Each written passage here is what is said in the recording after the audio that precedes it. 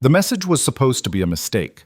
2 words sent at midnight after too much wine to a man who could ruin her with a single phone call, or worse. Come get me. Evelyn Carter never imagined her untouchable boss would actually show up. But when Dominic Russo appeared in that dimly lit bar, his dark eyes burning with something she'd never seen before, everything shattered. 1 year of silence, one reckless text, one night that would destroy every careful boundary she'd built between them. Watch until the end, hit like, and comment your city so I can see how far this story travels. Evelyn Carter had perfected the art of being invisible. Not literally, of course. She existed, breathed, moved, spoke when necessary. But she'd learned to occupy space without demanding attention, to be essential without being noticed. In the year she'd worked as Dominic Russo's personal assistant, she'd become a ghost who ran his entire world from behind a polished desk and a carefully neutral expression. It was survival. It was safety. It was the only way she could work for a man like him without completely losing herself. The Russo Industries offices occupied the top 12 floors of a glass tower in downtown Chicago, and Dominic's personal suite sat at the very peak, naturally. Everything about Dominic Russo existed at the top. Top floor, top tier. Top of every dangerous food chain that mattered in this city, though most people were smart enough not to acknowledge that last part out loud.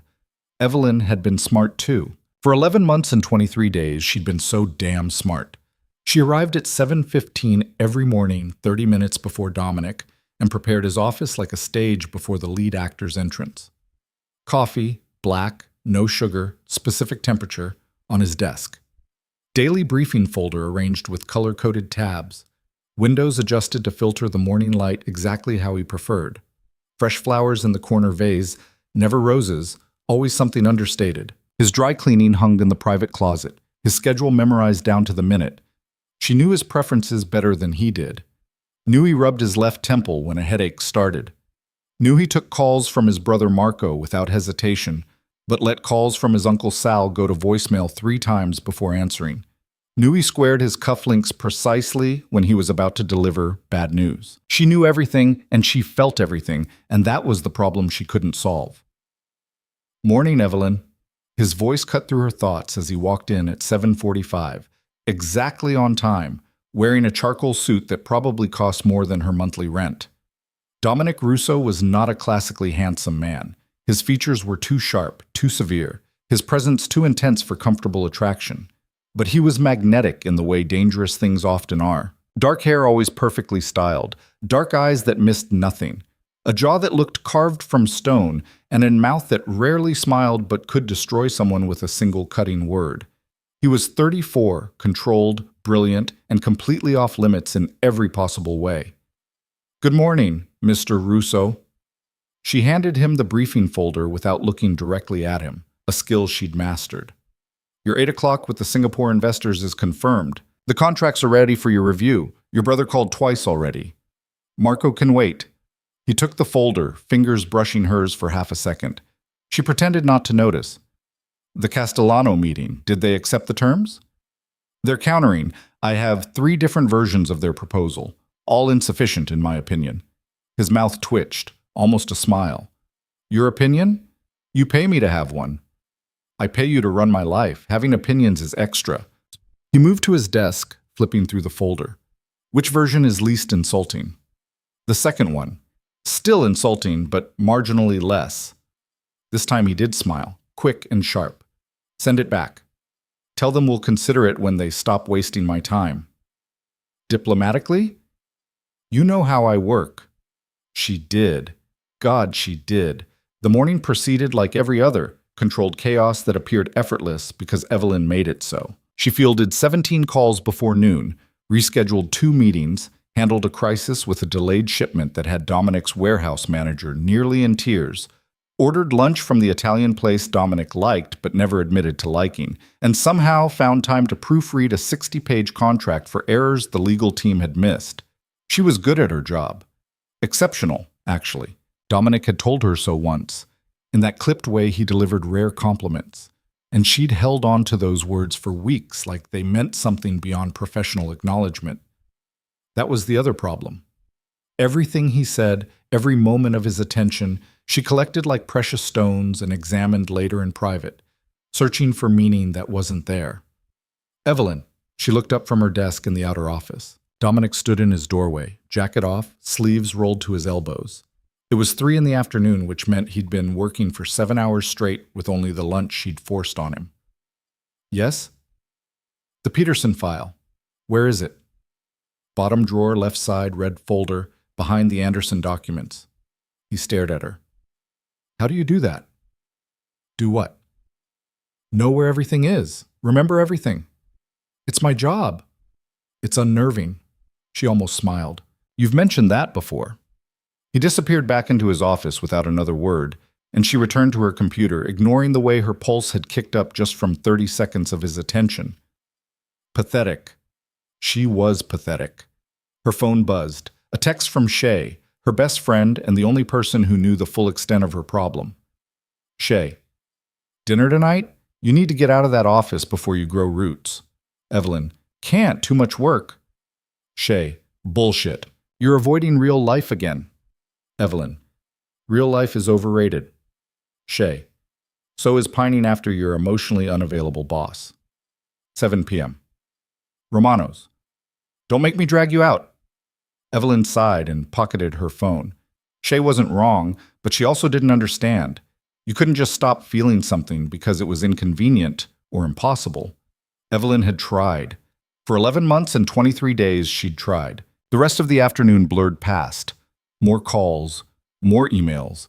A tense video conference with Tokyo that Dominic handled in flawless Japanese, which of course he spoke fluently because he spoke 5 languages and excelled at everything he touched.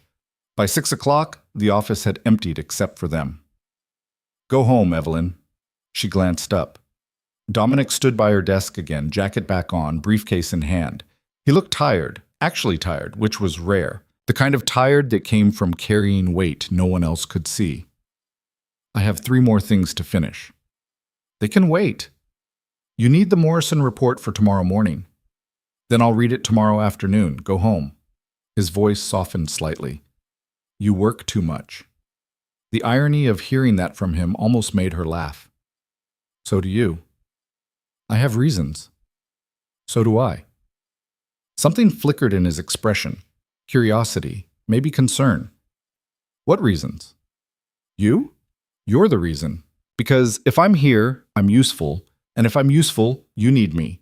And if you need me, I get to be close to you. And that's pathetic, but it's all I have.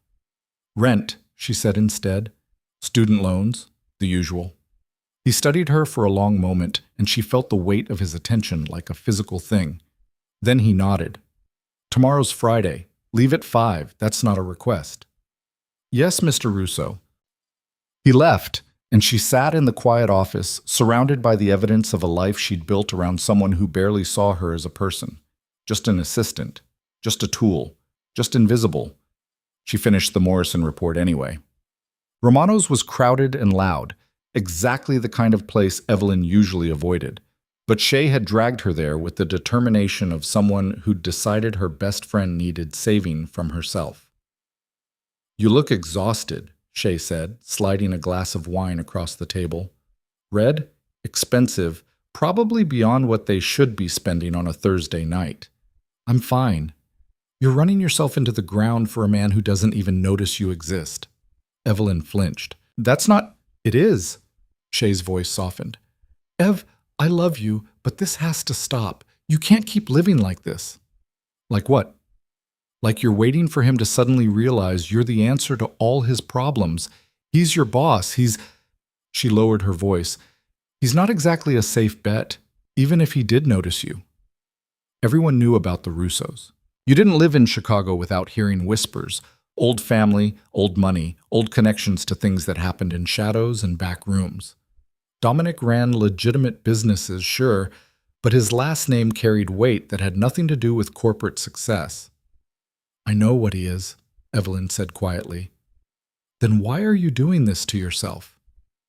I'm not doing anything. I'm just existing, working. It's fine. It's not fine. You're in love with him. The words hung in the air between them, true and terrible.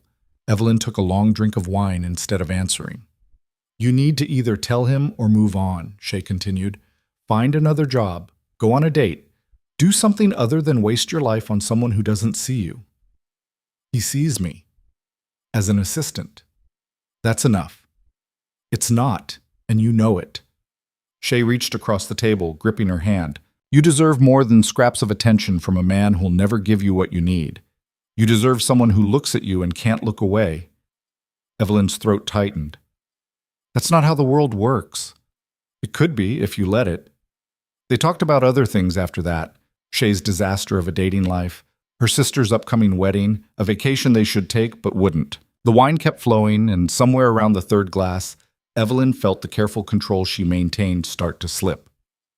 What if I just told him, she said suddenly. Shay's eyes widened.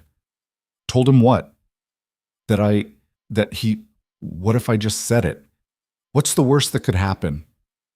He could fire you. He could laugh at you. He could make your life hell. Or he could feel the same way. What if he does? What if I've been so busy hiding that I missed all the signs? She was drunk, definitely drunk. But beneath the wine-warm haze, something else pushed at her, something reckless and desperate that had been building for 11 months and 23 days. Shay studied her carefully. You really think he might feel the same way? I don't know, maybe. Sometimes I catch him looking at me, and it's not how you look at an assistant. It's something else. She laughed, shaky. Or I'm delusional. Probably that. If you're going to do something stupid, do it drunk so you have an excuse. That's terrible advice. I know, Shay grinned. But you're going to do it anyway, aren't it? Evelyn pulled out her phone before she could think better of it. Dominic's contact information glowed on the screen. Professional, distant, completely inappropriate to text at 9:30 on a Thursday night for anything other than an emergency. Her thumbs hovered over the keyboard. What are you going to say? Shay whispered. I don't know. Something. Anything. I can't keep living like this. The wine made everything feel possible. Made her forget all the reasons this was a catastrophic idea. Made her believe, just for a moment, that maybe, he'd been hiding too. She typed 2 words, stared at them, nearly deleted them. Then, before courage could abandon her completely, she hit send. Come get me. The message delivered with a soft whoosh. Final. Irreversible. Possibly life-destroying. Oh my God, Shay breathed. You actually did it. Evelyn locked her phone and set it face down on the table, heart hammering. He won't answer. He'll ignore it. Tomorrow I'll apologize and blame the wine, and we'll never speak of it again. And if he does answer, he won't. But her phone buzzed 30 seconds later. She grabbed it with shaking hands. 1 word glowed on the screen. Where? The world tilted. Shay made a sound somewhere between a gasp and a laugh. Evelyn stared at the message, convinced she was hallucinating. He answered, Shay said unnecessarily. He answered. So what now? Evelyn's fingers moved before her brain caught up. Romano's. Corner booth. 3 dots appeared immediately. Then, stay there. Holy shit, Shay whispered. He's coming. He's actually coming. What are you going to say to him? I have no idea. What are you going to do? I don't know. This is insane. Ev, you realize this changes everything, right? Everything. She did. God help her, she did. 20 minutes passed like 20 hours. The wine had gone from warm confidence to cold panic in her bloodstream. What had she done? What was she thinking?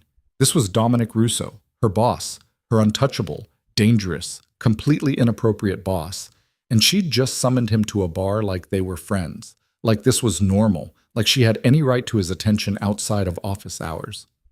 Maybe I should leave, she said suddenly, before he gets here. I'll say I had an emergency, food poisoning, family crisis. You're not running. Shay? No, you started this. You're finishing it. Shay squeezed her hand. And I'm leaving. What? No. This is between you and him. Whatever happens, you don't need an audience. She stood, grabbing her purse. Text me later, or tomorrow, or whenever you resurface from whatever this becomes. I can't do this alone. Yes, you can. You're braver than you think. Shay kissed her forehead. Good luck. Then she was gone, and Evelyn sat alone in the booth, watching the door like a condemned woman watching the executioner approach. When Dominic walked in, the entire restaurant seemed to pause. He always had that effect, that unconscious command of space, that intensity that made people step aside without realizing it. He wore the same suit from earlier, slightly rumpled now, tie loosened. His eyes scanned the room and locked on her immediately, and the look on his face was nothing she'd ever seen before. Not anger, not confusion, something darker, something that made her breath catch. He crossed to her booth in long strides, and suddenly he was there, standing over her, and she couldn't breathe, couldn't think, couldn't do anything but stare up at him. "You texted me," he said quietly. "I did." "You've never texted me before, not once in over a year." "I know." "So why tonight?" He slid into the booth across from her, movements controlled but tension radiating from every line of his body. "What's wrong? Are you in trouble?" The concern in his voice nearly undid her. "No, I'm fine." "Then why am I here, Evelyn?" Her name in his mouth, low and rough, made something inside her crack open. The wine, the exhaustion, the 11 months and 23 days of hiding, it all collapsed at once. "Because I couldn't do it anymore," she said. "Do what?" "Pretend." The word came out broken. "Pretend I don't feel anything. Pretend you're just my boss. Pretend that being near you doesn't—" She stopped, pressed her hands to her face. "God, I'm drunk. Forget this. "Forget I said anything." Silence. Terrible, stretching silence. Then his hand wrapped around her wrist, pulling her hands away from her face, forcing her to look at him. His grip was gentle but absolute. "Don't," he said roughly. "Don't hide from me. Not now." "Dominic, how long?" She blinked. "What?" "How long have you felt this way?" The question hung between them, dangerous and impossible. She should lie, should deflect, should protect herself from the inevitable rejection. But she was so tired of hiding. "Since the beginning," she whispered. "Since the first week. Maybe the first day. I don't know.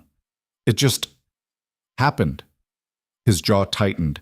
His grip on her wrist shifted, thumb pressing against her racing pulse. "And you never said anything. You're my boss." What was I supposed to say? The truth. The truth would have ruined everything. "You think I didn't know?" His voice dropped lower, almost angry. "You think I haven't noticed every time you look away when I get too close? Every time you leave the room when I'm on the phone with someone personal? Every time you go absolutely still when I say your name?" Her heart stopped. What? "I've been watching you watch me for months, Evelyn, wondering if I was imagining it, wondering if I was projecting my own—" He stopped, released her wrist, ran a hand through his hair. "Christ. Your own what?" she breathed. He looked at her then, really looked at her, and she saw it. The thing she'd convinced herself was impossible. The same hunger, the same desperate wanting, the same fear of wanting it. "I can't do this," he said roughly. "You work for me. There are rules, boundaries, lines that can't be crossed." "Then why did you come?" "Because you asked me to." "Because when you sent that message, I was in a meeting with 6 people and I walked out without explanation because the only thing I could think was that you needed me." His voice turned harsh. "Do you understand what that means? What you've done?" "No," she whispered. "Tell me." "It means I'm compromised. It means I've been compromised for months. It means every decision I make about you, every interaction we have, is tainted by the fact that I want—" He stopped again, jaw working. "Want what?" "You." The word came out like a confession. "I want you. And I can't. So I've buried it, ignored it, pretended the only thing I felt when you walked into my office every morning was professional appreciation." The booth felt too small, the air too thin. Evelyn couldn't process what she was hearing, couldn't reconcile it with the reality she'd built. "You want me," she repeated numbly. "Of course I want you. How could I not?" He leaned forward, voice low and intense. "You're brilliant. You anticipate my needs before I have them. You handle chaos like it's nothing. You see through every game and manipulation that walks through my door. You're—" He stopped, laughed bitterly. "You're the best part of my day, and that terrifies me." "Why?" "Because I can't have you. Because you deserve better than whatever I could offer. Because my life is, he gestured vaguely, complicated, dangerous, not something I can ask you to step into. What if I want to? You don't know what you're saying. Yes, I do. She reached across the table, hand shaking, and touched his face. He went absolutely still. I know exactly what I'm saying. I know who you are, what you are, and I'm still here. His hand came up, covering hers, pressing her palm against his jaw. His eyes closed briefly. This is a mistake. Probably. It'll ruin everything. Maybe. I might hurt you. You already have. Every day you don't see me. Every moment you treat me like I'm just, her voice cracked. At least this way, if you hurt me, it'll mean something. He opened his eyes, and the look in them stole her breath. If we do this, if we cross this line, there's no going back. I don't want to go back. Evelyn, kiss me. The words came out desperate. Please, I need to know this is real. For one horrible moment, she thought he'd refuse, thought he'd pull away, stand up, walk out, and leave her shattered in this booth with nothing but humiliation and regret. Then he moved. His hand slid into her hair, tilting her head back, and his mouth found hers with a hunger that made her gasp. The kiss wasn't gentle or tentative. It was desperate and claiming, and months of restrained desire finally breaking free. She kissed him back just as fiercely, fingers curling into his jacket, pulling him closer even though the table separated them. He tasted like coffee and control and something darker she couldn't name. His other hand cupped her jaw, thumb stroking her cheek, and the tenderness of that gesture against the intensity of the kiss made her eyes burn. When they finally broke apart, both breathing hard, he pressed his forehead to hers. We can't do this here, he said roughly. Then where? My place. Yours. Anywhere that isn't... He gestured at the restaurant around them, suddenly aware they had an audience. Several people were definitely staring. Evelyn laughed, shaky and breathless. Your place. You're sure? I've never been more sure of anything. He pulled back, studied her face like he was memorizing it. Then he stood, threw cash on the table, way too much, and held out his hand. She took it. His car was a sleek black Audi that probably cost more than she'd earn in 5 years. He opened her door without a word, closed it carefully, then got in the driver's side and started the engine. Neither of them spoke as he pulled into traffic. The silence wasn't uncomfortable. It was charged. Electric. Full of everything they weren't saying. His hand found hers across the console, threading their fingers together, and she stared at their joined hands like they belonged to someone else. This was real. This was happening. I don't do this, he said quietly, eyes on the road. Get involved with people I work with. People in my life. It's a rule. So why break it now? Because you broke me first. He glanced at her, quick and intense. 11 months, Evelyn. I've wanted you for 11 months, and I've never wanted anyone the way I want you. Her chest tightened. What happens tomorrow? I don't know. We figure it out. And work? We keep it separate, professional. No one can know, not yet. Not until we understand what this is. What if it's nothing? She whispered. What if this is just, it's not nothing? His grip on her hand tightened. I wouldn't risk everything for nothing. His apartment was in a high-rise overlooking the lake, all glass and steel and expensive minimalism. She'd been here before, dropping off files, picking up documents, but never at night, never alone, never while his hand rested on her lower back as he guided her inside.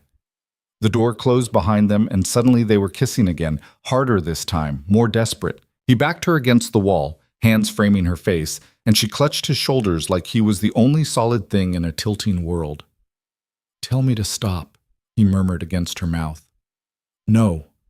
Evelyn, don't stop. Don't think. Just... She pulled him closer, pouring 11 months of wanting into the kiss. I need this. I need you. He groaned, a rough sound that vibrated through her, and then he was lifting her, carrying her through the apartment to his bedroom. The city glittered beyond floor-to-ceiling windows, but she only saw him, his dark eyes, his fierce expression, the way he looked at her like she was something precious and dangerous at once. He set her down beside the bed, hands gentle now, almost reverent. We should talk about this. We've talked enough. I need you to understand what you're getting into, who I am, what my life... She kissed him quiet. Tomorrow. We'll talk tomorrow. Tonight, just let me have this. Something in his expression softened. You've always had this. You just didn't know it. Then he was kissing her again, and talking stopped mattering. There was only touch and breath, and the gradual shedding of barriers, clothing and fear and the careful distance they'd maintained for so long. He was gentle and fierce by turns, murmuring her name like a prayer, mapping her body like he was memorizing every detail. And she let herself feel everything, the slide of his skin against hers, the roughness of his voice in her ear, the way he trembled when she touched him. This was real. He was real. And for one perfect night, she let herself believe that maybe, just maybe, invisible girls sometimes got noticed after all. Afterward, they lay tangled together, her head on his chest, his fingers tracing absent patterns on her shoulder. The city hummed beyond the windows. Neither of them spoke. Finally, he broke the silence. What happens now? She lifted her head, met his eyes. Now we figure out how to do this without destroying everything we've built. Can we? I don't know, but I want to try. He pulled her closer, pressed a kiss to her forehead. Then we'll try. It wasn't a promise. It wasn't even a plan. But it was something. A beginning, fragile and uncertain and absolutely terrifying. And as Evelyn drifted toward sleep in Dominic Russo's arms, she realized she'd been wrong about one thing. She wasn't invisible anymore. Morning came too fast and too bright. Evelyn woke disoriented, wrapped in sheets that cost more than her couch, in a bed that wasn't hers, with sunlight pouring through windows that overlooked a city she barely recognized from this height. For 3 confused seconds, she didn't remember where she was. Then she felt the weight of an arm across her waist, and everything came crashing back. Dominic. She'd slept with Dominic Russo, her boss, the man she'd been hiding feelings for since the day she started working for him, the man whose coffee order she knew better than her own, whose schedule she managed down to the minute, whose life she'd organized from a careful, professional distance for 11 months and 23 days. That distance was gone now. Obliterated. She'd crossed every line that existed, and there was no uncrossing it. His arm tightened slightly, pulling her closer even in sleep, and despite the panic starting to claw at her throat, she let herself have one more moment. Just one. To feel the warmth of his body against hers, the steady rise and fall of his breathing, the absolutely surreal reality that Dominic Russo was holding her like she mattered. Then his phone buzzed on the nightstand, shattering the moment. He stirred, groaned quietly, and she felt him wake. The subtle shift from sleep to awareness, the way his body tensed slightly as he remembered what had happened. His arm didn't move from her waist. What time is it? His voice was rough with sleep, deeper than usual. She craned her neck to see the clock. 6:45. Christ. He didn't sound upset, just resigned. We have to be at the office in an hour and 15 minutes. The word we shouldn't have made her chest tighten the way it did. They always went to the office. That was the job. But now it meant something different, arriving separately, pretending nothing had changed, hiding this thing between them that felt too big to contain. Dominic. Don't. He shifted, propping himself up on one elbow to look down at her. His hair was a mess, face unshaven, eyes still heavy with sleep. He looked human in a way she'd never seen before, and it made her ache. Don't panic, not yet. I'm not panicking. Yes, you are, I can feel it. His hand moved to her face, thumb tracing her cheekbone. We knew this would be complicated. Complicated is an understatement. Probably. A ghost of a smile. But we're going to figure it out. How? Carefully. He kissed her forehead, then pulled back, sitting up. The sheet pooled at his waist, and she tried not to stare at the lean muscle of his back, the dark ink of a tattoo she'd never known existed, curving over his shoulder blade. At work, nothing changes. We're professional, distant, exactly what we've always been. And outside of work? We take it slow, figure out what this is without the entire company watching. He stood, completely unself-conscious about his nakedness, and grabbed his phone. No one can know. Not yet. The words stung more than they should have. Are you ashamed of this? He turned, expression sharp. No. But my life isn't simple, Evelyn.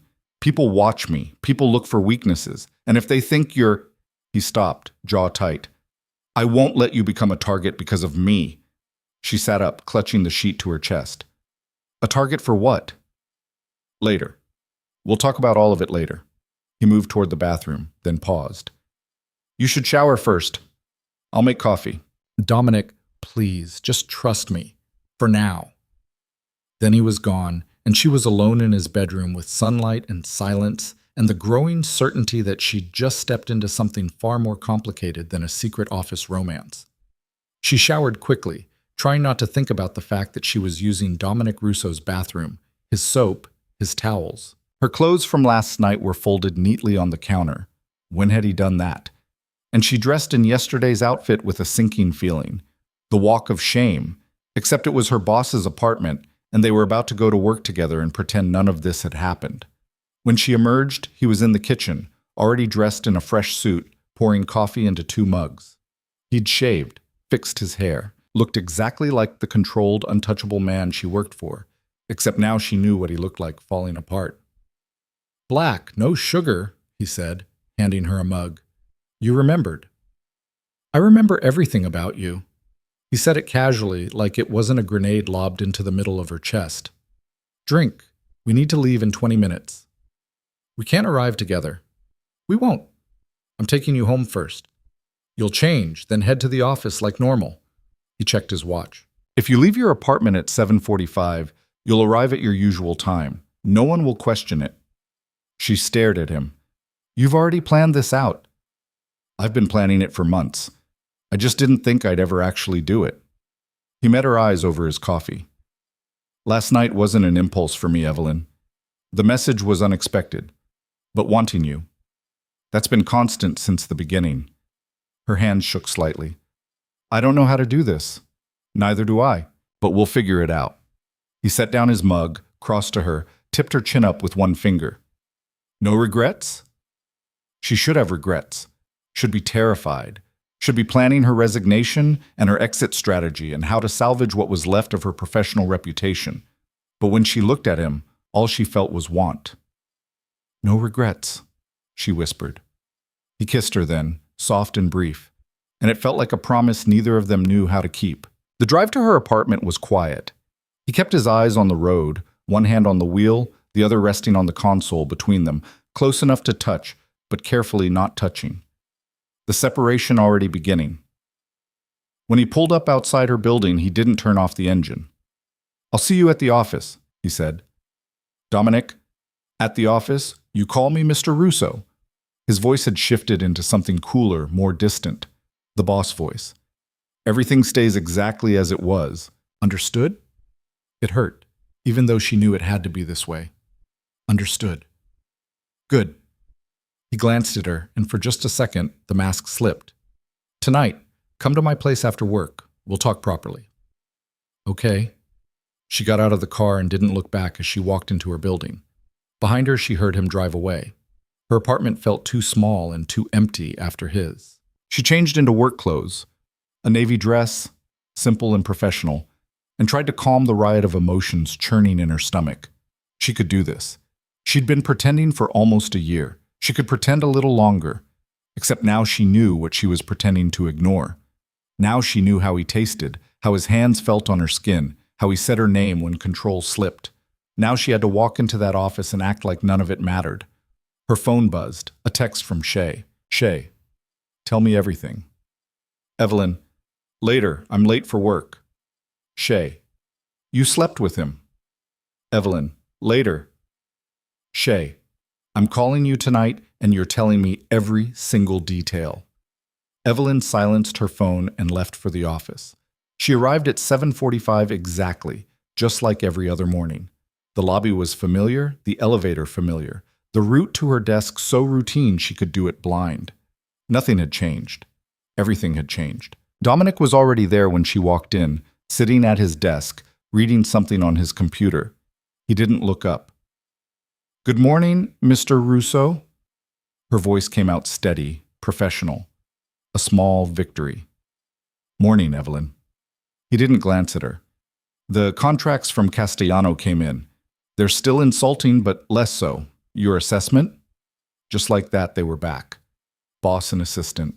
Professional distance restored, except her hands remembered the feel of his shoulders, and his voice still echoed in her head saying, I want you. And she could see the coffee mug on his desk, the same one he'd handed her this morning in his kitchen. I'll review them and have notes by 10, she said. Make it 9:30. I have a call with Tokyo at 10:15. Yes, Mr. Russo. She turned to leave. Evelyn? She stopped, didn't turn around. Yes? A pause, then, good work yesterday on the Morrison report. Thank you. She walked out before her composure could crack. The morning was brutal. Not because of the work, she could handle the work blindfolded, but because of the constant awareness of him 20 feet away, separated only by a door and 1,000 unspoken rules.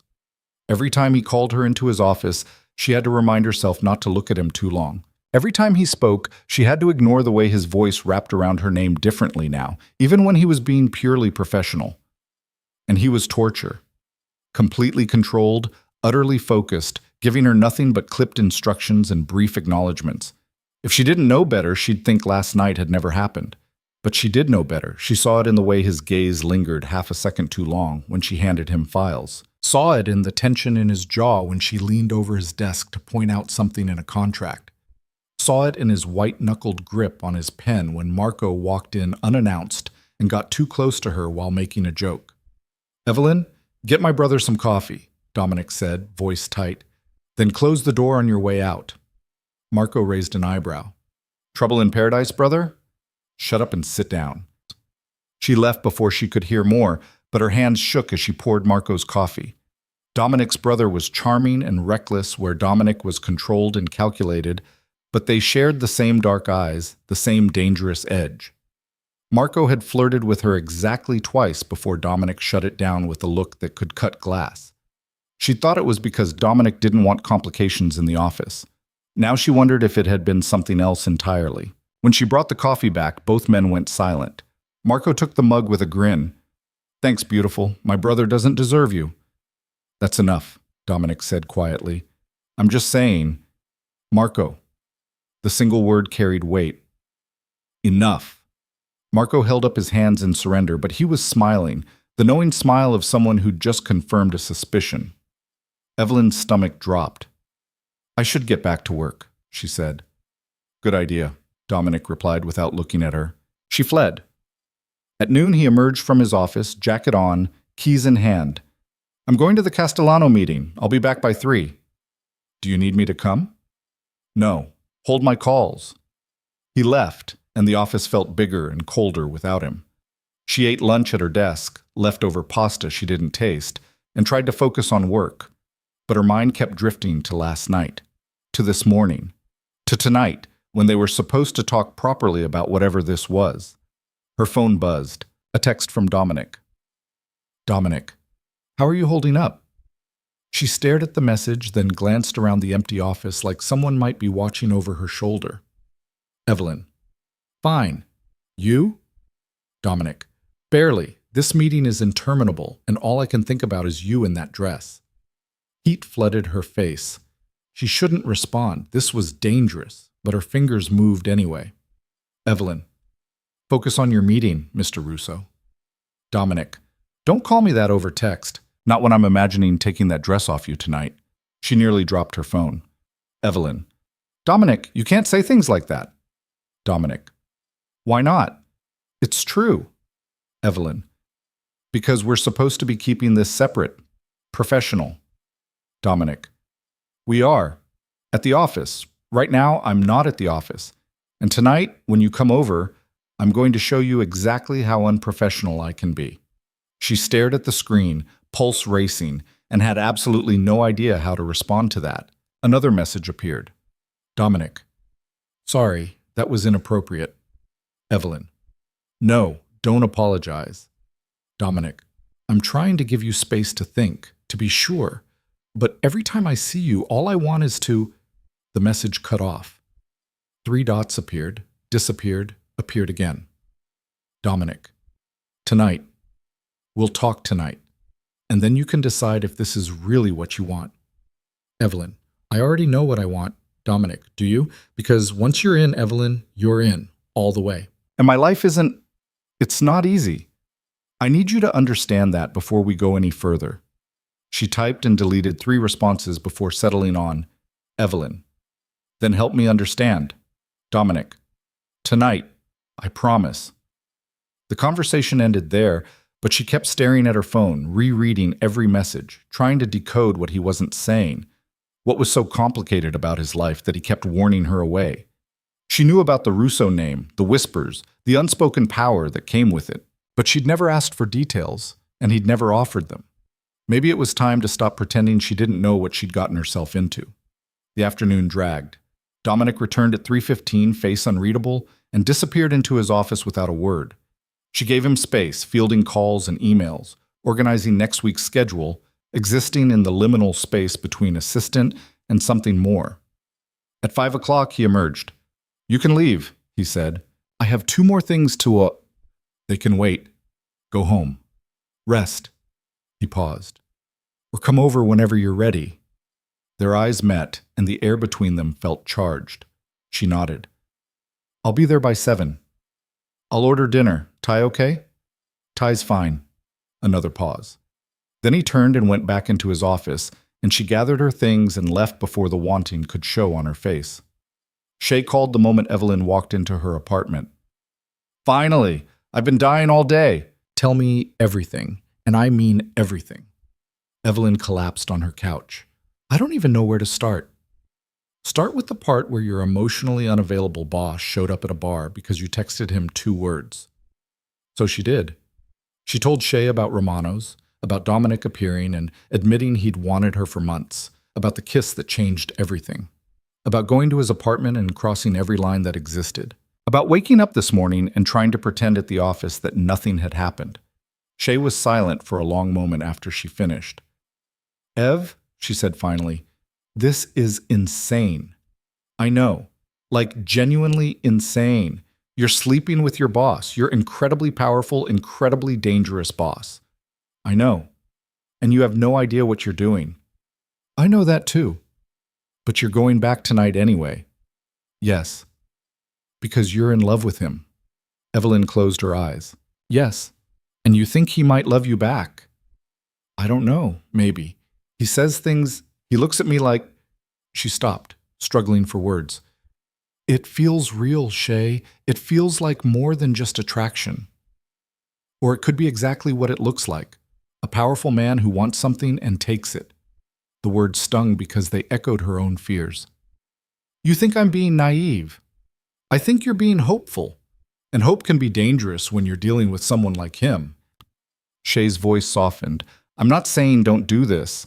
I'm saying be careful. Protect yourself. Don't lose who you are trying to be what he needs. I won't. Promise me. I promise. They talked for another 20 minutes about nothing important, and then Evelyn hung up and stared at her reflection in the darkening window. Who was she now? Still the invisible assistant who organized his life? Or someone different, someone brave enough to step into the light and risk everything? She didn't have an answer. But at 6:45, she changed into jeans and a sweater, grabbed her keys, and headed to Dominic's apartment anyway. He answered the door in dark jeans and a black t-shirt, barefoot, hair slightly damp like he'd just showered. Casual in a way she'd never seen him. Human. Hi, she said. Hi. He stepped aside, let her in. Food should be here in 20 minutes. The apartment looked different in the evening light, softer, warmer, less like a showroom, and more like a place someone actually lived. She could see small details she'd missed before. Books on the shelf, actually read, not just for show. A framed photo of him and Marco, younger, laughing. A piano in the corner that looked used. You play? She asked, nodding at it. Used to. My mother taught me. He moved to the kitchen, poured 2 glasses of wine. I don't much anymore. Why not? No time. No reason. He handed her a glass. Sit, please. You're making me nervous. I'm making you nervous?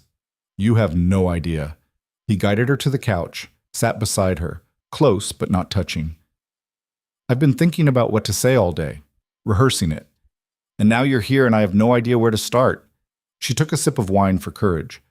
Start with what you meant earlier, about your life being complicated. He studied his glass, then set it down. You know my last name. You know what it means in this city. I know rumors. They're not all rumors. He looked at her then, expression serious. My family has been in Chicago for 4 generations. We own legitimate businesses, real estate, restaurants, investments. But we also have connections to less legitimate enterprises. My father, before he died, was involved in things I've spent the last 10 years trying to distance myself from. What kind of things? The kind that get people killed. He said it flatly. Gambling, protection rackets, loan sharking. Nothing violent officially, but violence was always close. My Uncle Sal still runs that side of things. Marco dabbles. I've tried to go legitimate to clean up the family business, but the reputation follows me. The connections follow me. Evelyn's chest tightened. Are you in danger? Not actively, but people watch me. Rivals, federal agents, reporters looking for a story.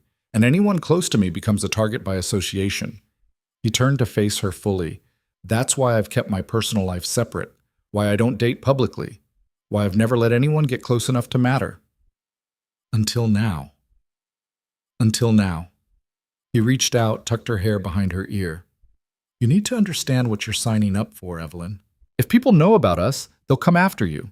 They'll dig into your life looking for leverage. They'll use you to get to me. I can handle it. Can you? Because I've seen what this life does to people. I watched it destroy my mother, watched her live in fear every day until it killed her. She covered his hand with hers. What happened? Heart attack, stress-induced. She was 46. His voice roughened. She spent 20 years married to a man who brought danger to her doorstep, and it ate her alive from the inside. I won't do that to you. So what are you saying, that we can't do this? I'm saying I need you to be sure, really sure, because once you're in my life, in my world, it's not easy to get out. He pulled back slightly. I care about you too much to let you walk into this blind. She set down her wine, turned to face him fully. Then tell me everything, all of it. Let me decide with all the information. He searched her face, then nodded. Okay, but you might not like what you hear. Try me. So he did. He told her about growing up as a Russo, about the weight of expectations and the constant awareness of danger, about his father's death when Dominic was 22, officially a car accident, unofficially something darker that no one talked about inheriting businesses he hadn't wanted and trying to make them legitimate while navigating relationships with people who preferred the old ways. About Marco's recklessness and Sal's quiet menace and the constant pressure to choose between family loyalty and his own conscience. He told her about business deals that weren't quite legal, about money that moved through carefully constructed shells, about associates who made problems disappear in ways he tried not to examine too closely, about the FBI agent who'd been watching him for 3 years, waiting for one slip, one mistake, one piece of evidence that would finally stick.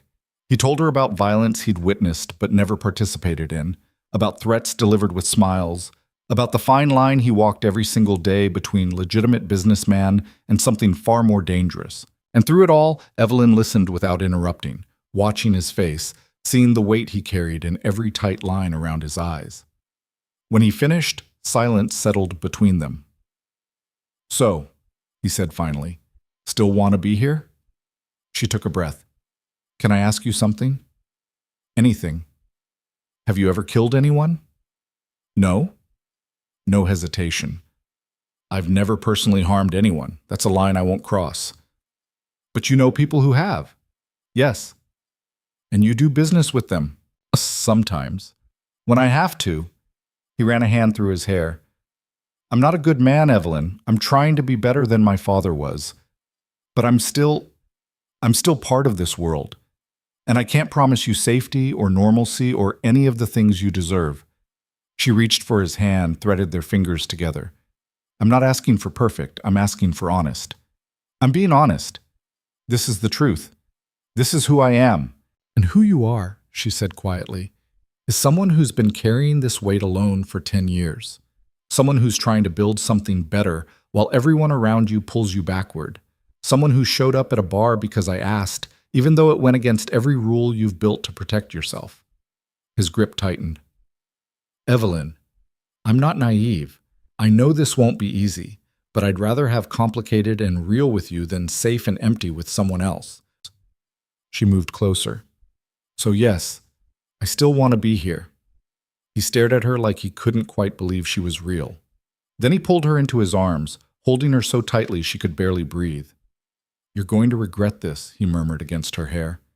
Maybe, but I'll regret not trying more. The doorbell rang, their food arriving, and they broke apart. Dominic paid the delivery guy while Evelyn set up plates in his kitchen, and the domesticity of it felt surreal. Like they were a normal couple having a normal dinner, not two people navigating the minefield between professional boundaries and dangerous desire. They ate on the couch, talking about safer things. Her family, small, quiet, far away in Minnesota. His favorite books. Her terrible cooking skills. His even worse singing voice. Small pieces of themselves traded like gifts. Why did you become an assistant? He asked at one point. I'm good at organizing chaos, and I like being useful. You're more than useful. You're essential. To your work. To my life. He said it simply, like it was fact. I don't function as well without you. Her chest ached. You're not supposed to say things like that. Why not? Because it makes me want to kiss you, and we're supposed to be talking. We can do both. He took her plate, set it aside with his, then pulled her onto his lap. Talking is overrated anyway. She laughed, and then he was kissing her, and talking stopped mattering again. His hand slid under her sweater, and she gasped at the feel of his touch. And somehow, they ended up in his bedroom again, clothes shed in a trail across the apartment, need overriding caution. Later, tangled together in the dark, he whispered, Stay tonight. I have to go home eventually, get clean clothes for tomorrow. Stay anyway. Wake up early. I'll drive you home before work.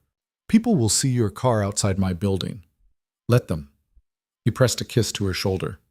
I'm tired of hiding you. We agreed. I know what we agreed, but lying here with you, all I can think is that I want more. More time, more nights, more everything. She turned in his arms to face him. We have to be careful. I know. Your family, your business partners, the FBI agent watching you. I know. Dominic, if we're not careful, I know. He cupped her face. But I've spent 10 years being careful, and it hasn't made me happy. You make me happy. So we'll be smart about this, but I'm not letting go. Not now. She wanted to argue, wanted to list all the reasons this was reckless and dangerous and destined to blow up in their faces. But she was tired of being careful too, tired of living small and safe and invisible. Okay, she whispered. We'll figure it out. Together. Together. He kissed her again, soft and slow, and she let herself believe that maybe, just maybe, wanting something badly enough could make it possible. Morning came too soon, but this time Evelyn didn't panic when she woke in his arms. She let herself have the moment, the warmth, the safety, the quiet certainty that this was where she wanted to be. They showered together, which turned into more kissing and wandering hands until Dominic groaned and pulled away. We're going to be late. You're the boss. You can be late. Not without explanations I'm not ready to give. He handed her a towel. Come on. Coffee, and then I'm taking you home. They fell into an easy routine, him making coffee while she dressed in yesterday's clothes again, both of them moving around each other like they'd done this 1,000 times before. When he dropped her off at her apartment, he didn't kiss her goodbye. Too risky in broad daylight, but he caught her hand before she got out of the car. Tonight? He asked. Your place or mine? Mine. I'll cook. You cook? Passively, a small smile. 7 o'clock. Don't be late. Yes, Mr. Russo. His eyes darkened. Careful. You keep calling me that and I'm going to have very inappropriate thoughts all day. Good. She got out before he could respond, but she felt his gaze on her all the way to her door. At the office, they slipped back into their roles, professional, distant, assistant and boss. But now there were small moments that no one else would notice. His fingers brushing hers when she handed him files, the way his gaze lingered when she left his office, the slight smile he tried to hide when she sent him calendar reminders with unnecessary detail. It was dangerous and thrilling and terrifying, and Evelyn had never felt more alive. But at 3 o'clock, Marco walked into the office unannounced, and everything shifted. He looked between Dominic and Evelyn with that knowing smile, and Evelyn's stomach dropped. "We need to talk," Marco said to his brother. "Privately." Dominic's expression went carefully blank. "Evelyn, take a break. 30 minutes.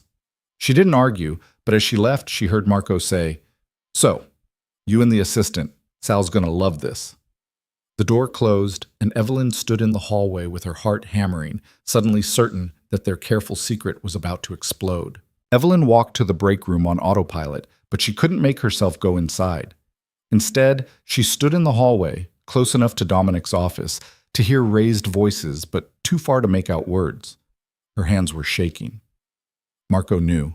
Somehow, he'd figured it out, and now he was in there telling Dominic, what? That he was being reckless? That sleeping with his assistant was a liability? That Uncle Sal, whoever the hell that was, would have opinions about Dominic's personal life? She pressed her back against the wall and closed her eyes, trying to steady her breathing. This was always going to happen. They'd known it couldn't stay secret forever, but she'd hoped for more time. More stolen nights, more mornings waking up in his arms, more moments of pretending they could have something normal before reality crashed in.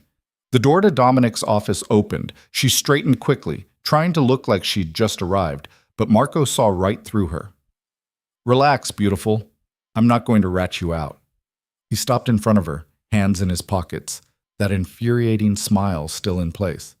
"But you should know what you're getting into." Dominic already told me." "Did he?" Marco tilted his head. "Did he tell you about the 3 relationships he's had in the last 10 years? How they all ended because the women couldn't handle the pressure? Did he mention that the last one left the country because someone sent her photos of her apartment with a note saying they knew where she slept?" Evelyn's stomach turned to ice. "What?" "My brother lives in a glass house, and there are a lot of people with rocks. You think you can handle that?" He stepped closer, voice dropping. "You seem like a nice girl, smart, normal, the kind of person who deserves a safe, boring life with a safe, boring guy. Dominic is neither of those things." "I didn't ask for your opinion." "No, but you're getting it anyway." His smile faded. "I actually like you, Evelyn. You're good for him. I've never seen him this settled, but settled doesn't mean safe. And if you stay, you need to understand that people will come after you. Not because of who you are, but because of who he is. Are you really ready for that?" She wanted to say yes, wanted to sound brave and certain, but her voice came out smaller than she intended. "Does Dominic know about the photos? About the woman who left?" "He's the one who paid for her plane ticket." Marco's expression turned serious. He protected her the only way he could, by letting her go. So ask yourself, if it comes to that, will you go? Or will you dig in and make yourself a target he can't protect? Before she could answer, Dominic appeared in the doorway. "That's enough, Marco. I'm just having a conversation." "No, you're scaring her. Get out!" Marco held up his hands. "Just trying to help, brother." He nodded to Evelyn. "Think about what I said." Then he left, and Evelyn was alone with Dominic in the hallway. His jaw was tight, eyes dark with something that looked like anger and fear mixed together. "Come inside," he said quietly. She followed him into his office. He closed the door, then turned to face her, and she could see the tension radiating through his entire body. "How much did you hear?" "Enough." She wrapped her arms around herself. "You never told me about the woman who left, about the photos. Because it was 3 years ago and irrelevant." "It's not irrelevant if it could happen to me." "It won't." He moved toward her, stopped just short of touching. "I'm more careful now. I have better security. I know how to protect people." "By letting them go?" The words hung between them, sharp and cutting. Dominic's expression shuddered. "If that's what it takes, yes." His voice was flat. "I told you this would be dangerous. I told you my life wasn't simple. If you want out, I'll understand." "Is that what you want? For me to leave?" "What I want doesn't matter. What matters is keeping you safe." "Stop doing that." Her voice rose. "Stop trying to make decisions for me. I'm not some fragile thing that needs protecting. I'm a grown woman who knows what she's risking." "Do you?" He moved closer, and now there was heat in his voice. Do you know what it's like to wake up every morning wondering if today's the day someone uses you to get to me? Do you know what it's like to check your car for bombs before you start the engine? To have FBI agents follow you to the grocery store? To see shadows in every corner and threats in every phone call? No. But I'm willing to learn if it means being with you. You shouldn't have to learn. You should have a normal life with someone who doesn't come with a target on his back.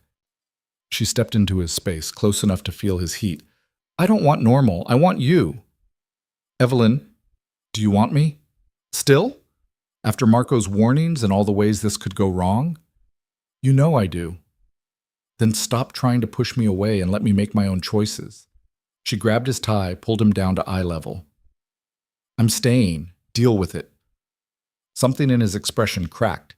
He kissed her hard, almost desperately, hands tangling in her hair. She kissed him back with equal intensity, pouring every ounce of frustration and fear and stubborn determination into it. When they broke apart, both breathing hard, he pressed his forehead to hers. You're going to be the death of me, he murmured. Good. At least you won't die alone. He laughed, an actual laugh, rough and surprised, and pulled her closer. We need to be smarter about this. Marco figured it out in 2 days. Other people will too. So what do? We stop pretending nothing's changed at work. Not a full announcement, but we let people adjust to seeing us together. Lunch meetings, after-work drinks, small shifts that make it less shocking when it eventually comes out. You want to go public? Eventually. Not today. But soon. He stroked her cheek. I'm tired of hiding you. And the longer we hide, the more ammunition we give people who want to use this against us. She nodded slowly. Okay. We do this your way. But Dominic, what Marco said about the woman who left, her name was Claire. She was a lawyer I dated for 8 months. Someone found out about her, did some digging, and started sending her messages, photos of her apartment, her office, her parents' house.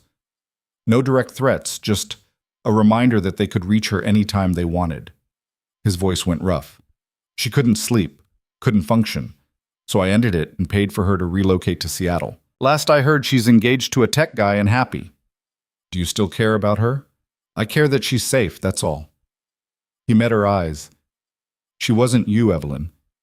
What I felt for her was manageable, controllable. What I feel for you is neither of those things. Her breath caught. What do you feel for me? Too much, more than I should, more than is smart or safe or any of the things I'm supposed to prioritize. He kissed her softly. I'm falling for you. Have been since the beginning, and that terrifies me more than any threat I've ever faced. She wanted to say it back. Those 3 words that had been building in her chest for months, but fear held her tongue. Saying it out loud would make it real, would give it power, would turn this into something she couldn't walk away from even if she wanted to. Instead, she kissed him again and hoped he could feel it in the way she held him. We should get back to work, she said finally, before anyone else walks in. Probably, but he didn't let go. Tonight, my place. We'll talk more about how to handle this. And if Marco tells your uncle? Then I'll deal with it. Sal doesn't control my personal life. But the way he said it, tight and defensive, made her think Marco had said something specific about Uncle Sal's opinions, something that worried Dominic more than he was admitting. She filed that concern away for later and stepped back, smoothing her dress. I should go finish the Castellano contracts. Evelyn. She paused at the door, looked back. Thank you, he said quietly, for staying. Where else would I go?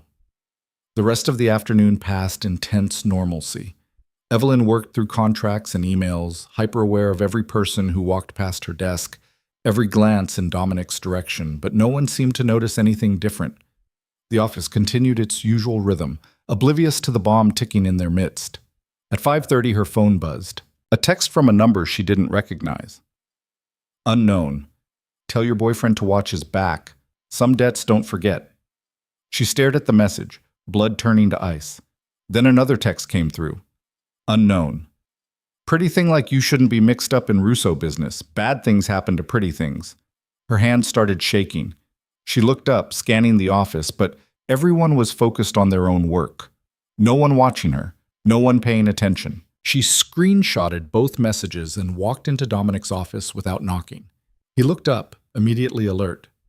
"What's wrong?" She handed him her phone silently. His expression went cold and dangerous as he read the messages. "When did these come in?" "Just now, both within a minute." He stood, already pulling out his own phone. "I'm calling my security guy. This number—" He stopped, jaw tight. "This is a burner, untraceable, but the timing is too convenient to be random." "What does it mean?" "It means someone knows about us and wants me to know they know." He was already typing rapidly. "Are you okay? Did anyone approach you today? Follow you?" "No, nothing. I've been here all day." "Doesn't matter. They know where you live, where you work, probably where you get your coffee in the morning." He looked up, and the fear in his eyes was worse than the messages. "This is what I warned you about."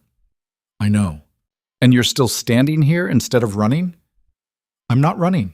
Her voice steadied. "But I'm also not stupid. What do we do?" He made 3 phone calls in rapid succession, to his security team, to someone named Vincent, who apparently handled problems, and finally to Marco.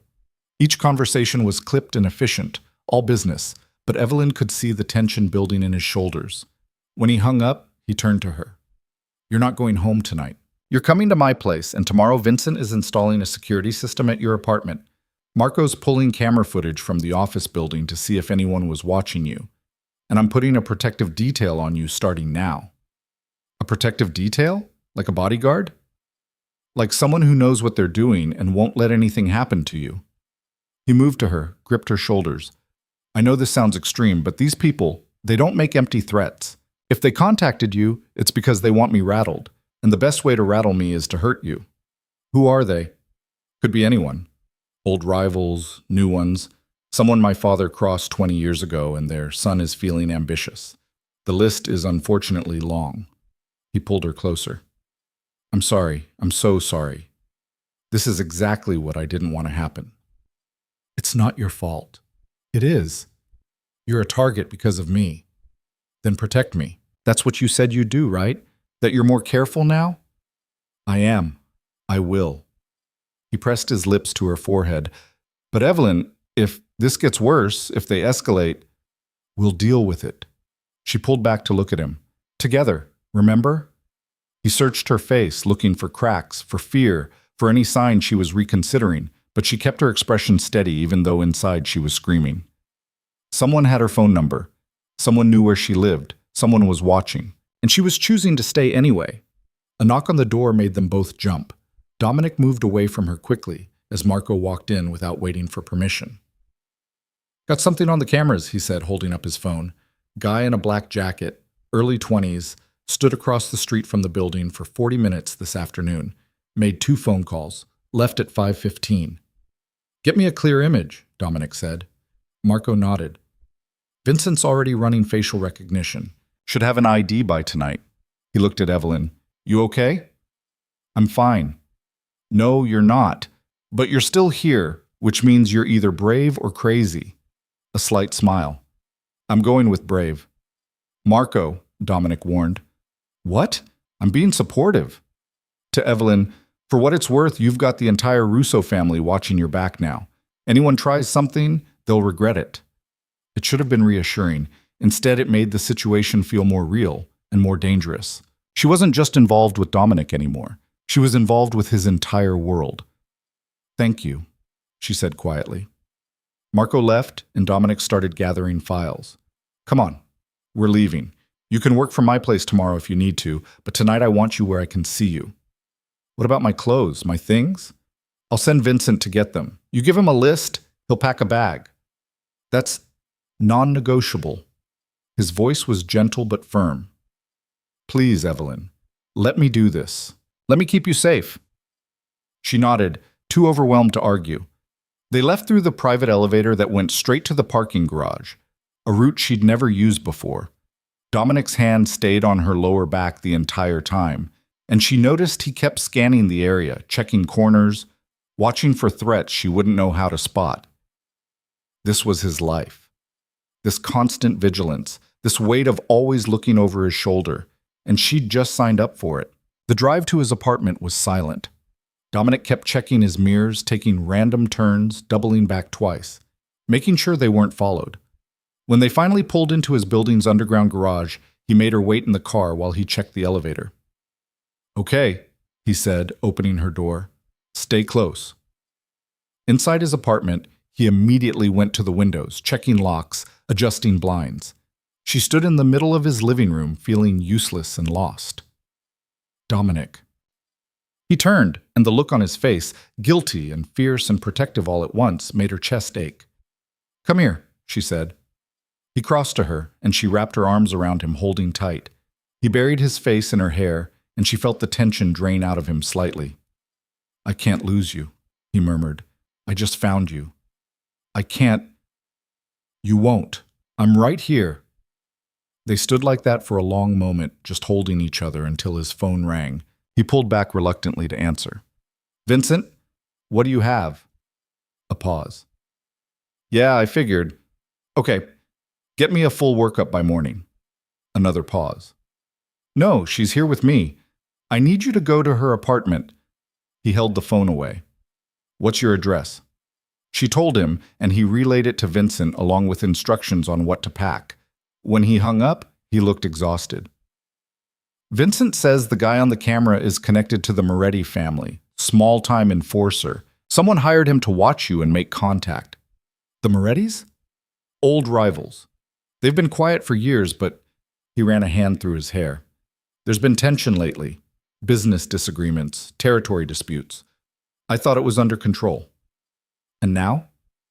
Now they're sending messages, which means they want something, or they want me to know they can get to me." He moved to the kitchen, poured 2 glasses of whiskey. "Either way, it's about leverage." So what do they want?" "That's what I need to find out." He handed her a glass. "But first we eat. You look pale." She hadn't realized how shaken she was until she tried to drink and her hands trembled. Dominic noticed immediately, taking the glass from her and setting it down. "Hey, look at me." He tilted her chin up. "You're safe here. I have security on this building that would make the Secret Service jealous. No one gets in without my knowing about it. But eventually, I have to leave, go to work, go home, live my life. With protection, with someone watching who knows what to look for." He stroked her cheek. "I know it's not ideal. I know it's not what you signed up for, but it's temporary. Once I figure out what the Morettis want and deal with it, things will calm down. And if they don't," his expression hardened, "then I'll make them." There was something in his voice, something cold and absolute, that reminded her he wasn't just a businessman. He was a Russo. And Russos didn't back down from threats. "I don't want you doing something you'll regret," she said quietly. "I won't regret protecting you. Even if it means crossing lines you said you wouldn't cross." He was silent for a long moment. "I've spent 10 years trying to be better than my father, trying to build something legitimate. But if someone threatens you, Evelyn, I will burn everything down to keep you safe. And I won't regret it." The certainty in his voice should have scared her. Instead, it made something fierce bloom in her chest. He meant it, every word. "Okay," she said, "then we deal with the Morettis. We figure out what they want. And we make this stop." "We? You think I'm going to sit on the sidelines while you handle this alone?" She stepped closer. "I'm in this now. All the way. Like you said, Muz." A ghost of a smile touched his mouth. "You're going to be trouble. You have no idea." He kissed her then, soft and sweet, and for a moment the fear receded. They were just 2 people in an apartment, stealing a moment of peace before the storm. But the storm was coming. They both knew it. Dominic ordered Chinese food, and they ate curled up on his couch while he made more phone calls. To Marco, to Vincent, to someone named Tony, who apparently ran security for several Russo properties. Evelyn listened to half conversations and tried to piece together what was happening. The Morettis wanted a meeting, neutral territory, tomorrow night. Dominic refused, too dangerous, too soon. The Morettis insisted. Either Dominic met with them, or the messages to Evelyn would escalate. Dominic told them to go to hell and hung up. "That was probably unwise," she said carefully. "Probably." He set down his phone. "But I don't negotiate under threat. The moment I do, they know they have leverage. So what happens now?" Now we wait. Marco's making some calls, seeing if we can figure out what they actually want. Once we know that, we can plan. And in the meantime, What? Hide here? You stay safe, work remotely if you want, but you don't go anywhere alone. He pulled her closer. I know it's not fair. I know you didn't sign up for this. Stop apologizing. She twisted to face him. I made my choice. I'm staying. So let's figure out how to fix this instead of you beating yourself up about it. He studied her face for a long moment. How are you this calm? I'm not. I'm terrified. But falling apart won't help either of us. You're remarkable. You know that? I'm practical. You're remarkable, he insisted. And He stopped, jaw working.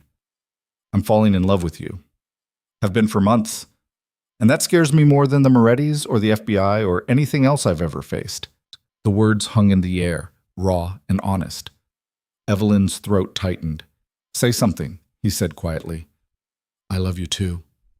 The words came out rushed, almost desperate. I've loved you since, I don't know when. Maybe that first week, maybe the first day. I just know that I can't imagine being anywhere else or with anyone else. And if that makes me crazy, then I'm crazy. He kissed her like she was oxygen and he'd been drowning. She kissed him back with equal intensity, trying to pour every emotion she couldn't articulate into the touch. When they finally broke apart, both breathless, he rested his forehead against hers. We're going to survive this, he said. I know. And when we do, I'm going to give you the life you deserve. Safe, happy, no more looking over your shoulder. I don't need perfect, Dominic. I just need you. He pulled her fully into his lap, holding her like she might disappear. They stayed like that for a long time, just breathing together, finding comfort in proximity. Eventually, exhaustion caught up with her. The adrenaline crash hit hard and she found herself drifting against his chest. He carried her to bed without a word, tucked her in, and climbed in beside her. Sleep, he murmured. I've got you. She wanted to stay awake, to talk more, to plan, but her body had other ideas. She fell asleep to the sound of his heartbeat, steady and strong. She woke in darkness to the sound of Dominic's voice, low and angry, coming from the other room. The clock read 3 a.m. She slipped out of bed, grabbed his t-shirt from the floor, and padded toward the living room. He was standing by the windows, phone pressed to his ear, tension radiating from every line of his body. I don't care what Sal thinks. This is my decision. A pause. Marco, you need to trust me on this. No, I'm not. He stopped, sensing her presence, and turned. I have to go. We'll talk tomorrow. He hung up and crossed to her. Did I wake you? What's wrong? Sal wants me to give the Morettis what they're asking for. End this before it escalates. What are they asking for? His jaw tightened. Partnership. They want in on 3 of my legitimate businesses, restaurants, real estate, clean fronts for their operations. Can't you just say no? I did, but Sal thinks refusing will start a war, and wars are expensive. He pulled her close. He also thinks my judgment is compromised because of you. Is it? Yes. He said it without hesitation. If this were just about business, I'd find a compromise. But they threatened you. They made this personal, so now I'm not compromising.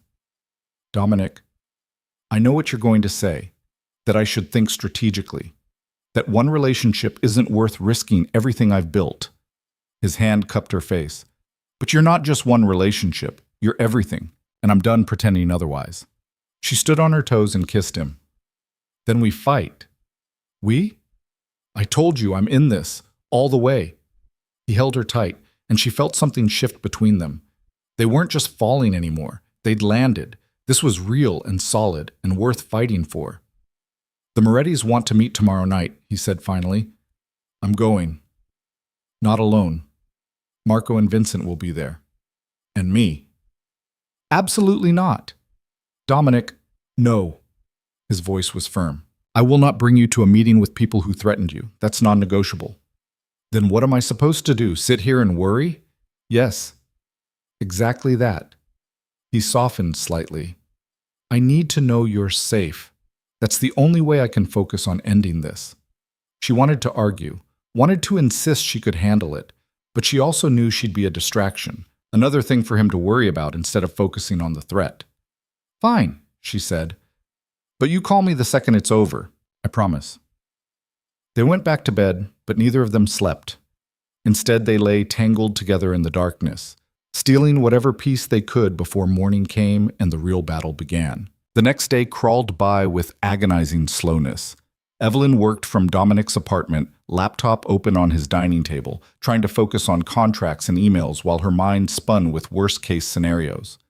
Vincent had arrived at 8 a.m. with a bag of her clothes and toiletries, his expression neutral but his presence a reminder that she was under protection now. Under guard. Dominic had left for the office at 7:30, kissing her forehead and promising to check in every hour. He'd kept that promise, texts arriving like clockwork, brief updates that said nothing substantial but reminded her he was thinking about her. Marco stopped by at noon with lunch, uninvited but not unwelcome. "You're not eating," he observed, sitting across from her with 2 sandwiches from the deli downstairs. "I'm not hungry." "Eat anyway. You need your strength." He pushed a sandwich toward her. "Dominic's going to be impossible if you pass out from low blood sugar." She took a bite just to make him stop hovering. "Shouldn't you be at the office?" "I'm working remotely today. Someone needs to make sure you don't spiral into anxiety." He studied her carefully. "You're handling this better than I expected." "What were you expecting?" "Tears, panic, maybe packing a bag and running for the airport." He shrugged. "Most people would." "I'm not most people." "No, you're definitely not." His expression turned serious. "For what it's worth, I'm glad you're sticking around. My brother needs someone like you." "Someone stupid enough to date a man with a target on his back?" "Someone strong enough to stand beside him instead of behind him." Marco took a bite of his sandwich. "He spent 10 years alone, Evelyn, keeping everyone at a distance because he thought that's what kept them safe. You're the first person who's refused to stay distant. And look where that got me. Threats, bodyguards, hiding in his apartment while he goes to meet with people who want to hurt him. He's not going to get hurt. Vincent and I will be there. And Dominic, he's smarter than people give him credit for. He'll find a way to end this without bloodshed. But what if he doesn't?" The fear she'd been pushing down all morning finally broke through. "What if this goes wrong? What if they—" "They won't," Marco's voice was firm. "Because Dominic has something to lose now. You. And when my brother has something to protect, he doesn't take chances." She wanted to believe him, wanted to trust that Dominic would walk out of that meeting unharmed and come home to her. But fear had a grip on her chest that wouldn't loosen. Marco stayed for another hour talking about nothing important, his terrible dating life, a restaurant he wanted to try, a vacation he was planning to Miami. Normal conversation meant to distract her, and she was grateful for it even though it didn't quite work. When he left, the apartment felt too quiet. She tried to work, but the words on her screen blurred together. Tried to watch television, but couldn't focus. Tried to read, but the same paragraph repeated 3 times without sinking in. At 4 o'clock, Dominic called. "How are you holding up?" His voice was warm, concerned. "I'm fine. How's the office?" "Same as always. No one suspects you're not here sick." A pause. "The meeting's at 8, neutral location, a restaurant the Morettis own on the south side." "That doesn't sound neutral." "It's the best I could negotiate, but Vincent's already scoped it out, multiple exits, no obvious ambush points." He sounded like he was trying to convince himself as much as her. "This is just a conversation, Evelyn. They want to make their case. I'll listen. We'll find a compromise." "What if there is no compromise?" "Then I'll figure something else out. But either way, this ends tonight." His voice softened. "I love you. You know that, right?" Her throat tightened. "I know. I love you too." "Good. Hold on to that. I'll be home before you know it." He hung up, and she was alone again with her fear and the ticking clock. 6 o'clock came, then 7. She paced the apartment, checking her phone every 30 seconds, even though she knew he wouldn't call until after the meeting. Vincent had stationed himself outside the apartment door, a silent sentinel. She'd tried to make conversation earlier, but he was all business, polite but distant, clearly taking his job seriously. At 7:45, her phone rang. Unknown number. Her blood ran cold. She almost didn't answer, but something made her swipe to accept. "Hello? Miss Carter." The voice was smooth, older, unfamiliar. "We haven't been formally introduced. My name is Anthony Moretti. She sank onto the couch, heart hammering. How did you get this number? The same way I got your address, your work schedule, your favorite coffee shop. A pause. I know you're frightened. That's not my intention. I'm calling to offer you an opportunity. I'm not interested in anything you're offering. Hear me out. Dominic Russo is a stubborn man. He's going to walk into this meeting tonight convinced he can outmaneuver me. But he can't. I have leverage he doesn't know about. Business deals that will collapse if he doesn't cooperate. Associates who owe me favors. Ways of applying pressure that don't involve violence. Then why threaten me? Because you're his weakness. And I needed him to understand that I know where to strike if negotiations fail. His voice remained pleasant, conversational. But I don't want to strike, Miss Carter. I want a partnership, one that benefits both families. And I think you can help me convince him. I'm not going to manipulate him for you. I'm not asking you to manipulate. I'm asking you to be reasonable, to help him see that compromise isn't surrender. A pause. You love him, don't you? She didn't answer. Then help me keep him alive. Because if he refuses my offer tonight, if he chooses pride over pragmatism, there are people in my organization who won't be as patient as I am. People who believe the old ways are better, and the old ways involve solving problems permanently. Are you threatening to kill him? I'm stating facts. I don't want violence, but I can't control everyone under my umbrella. He sighed, and it almost sounded genuine. Talk to him. Tell him what I said. Help him understand that this doesn't have to be a war. We can both get what we want. And what do you want? Partnership in 3 businesses, restaurants primarily, places where money can move quietly. In exchange, you get safety. He gets peace. Everyone wins. Except he loses control of his legitimate operations. He keeps majority control. I just want a seat at the table. Another pause. Think about it, Miss Carter, and ask yourself, is his pride worth both your lives? The line went dead. Evelyn sat frozen, phone clutched in her hand, mind racing. She should call Dominic, warn him that Moretti had made contact, but he was probably already at the restaurant, already walking into whatever trap or negotiation waited. She looked at the time. 7:58. The meeting would start any minute. Her hand shook as she dialed Marco. Evelyn, what's wrong? Anthony Moretti just called me. Marco, he knows everything. My address, my routine, Slow down. What did he say? She relayed the conversation as accurately as she could, stumbling over words, trying to remember every detail. Marco was silent until she finished. Son of a bitch, he muttered. He's trying to use you to pressure Dominic before they even sit down. Okay, I'm calling Vincent. We need to... Is Dominic already there? He's walking in now. But this changes things. If Moretti's willing to contact you directly, he's more desperate than we thought. Sounds of movement. Stay put. Lock the doors. Don't answer any calls from numbers you don't recognize. I'm heading to the restaurant now. Marco? I've got him, Evelyn. I promise. Just stay safe. He hung up, and she was alone again. But now the fear had transformed into something sharper, more focused. Moretti had made a mistake. He'd shown his hand, revealed that he needed this partnership as badly as Dominic allegedly did. And desperate people made errors. She just hoped Dominic saw it the same way. The next 2 hours were the longest of her life. She paced, sat, paced again, checked her phone compulsively, considered calling Dominic a dozen times but stopped herself. He needed to focus, needed to handle this without her distracting him. At 10:15, her phone finally rang. Dominic. She answered before the first ring finished. Are you okay? I'm fine, it's done. He sounded exhausted. I'm on my way home. Is Vincent still outside? Yes, what happened? Did you? I'll tell you everything when I get there. 20 minutes. A pause. I love you. I love you too. She spent those 20 minutes barely breathing. When she finally heard his key in the lock, she was at the door before it fully opened. He looked tired and rumpled, tie loosened, hair disheveled like he'd been running his hands through it. But he was whole, unhurt, alive. She threw herself at him, and he caught her, holding tight. I'm okay, he murmured into her hair. We're okay. She pulled back to look at him. What happened?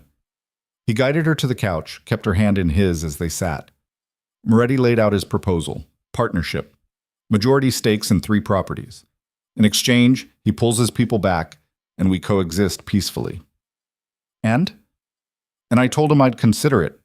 He held up a hand when she started to protest. Not because I'm giving in, because I needed time. Marco's already working on an alternative. We're going to buy out the properties Moretti wants, sell them off, remove them from the equation entirely. Can you do that? It'll cost me a lot. But yes. He rubbed his face. The Castellano deal I've been working on?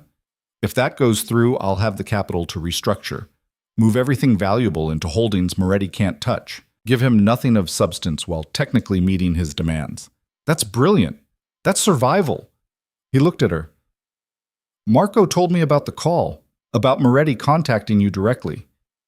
I should have called you immediately, but I was walking into a meeting and you didn't want to distract me, I know. He pulled her closer. What did he say exactly? Every word. She recounted the conversation as best she could remember. Dominic's expression grew darker with each sentence.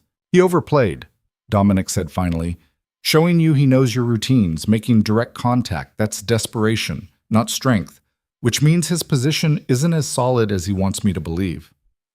Marco said the same thing. Marco's right. If Moretti had real power, he wouldn't need to threaten my girlfriend to get what he wants. He stroked her cheek. But it also means we need to be more careful. He's unpredictable now, dangerous. So what's the plan? The plan is we move fast. I'm meeting with Castellano tomorrow to finalize terms. Once that money's in play, I restructure everything. Within a week, maybe 2, Moretti's leverage disappears. He met her eyes. And you stay protected. Vincent's putting together a full security detail.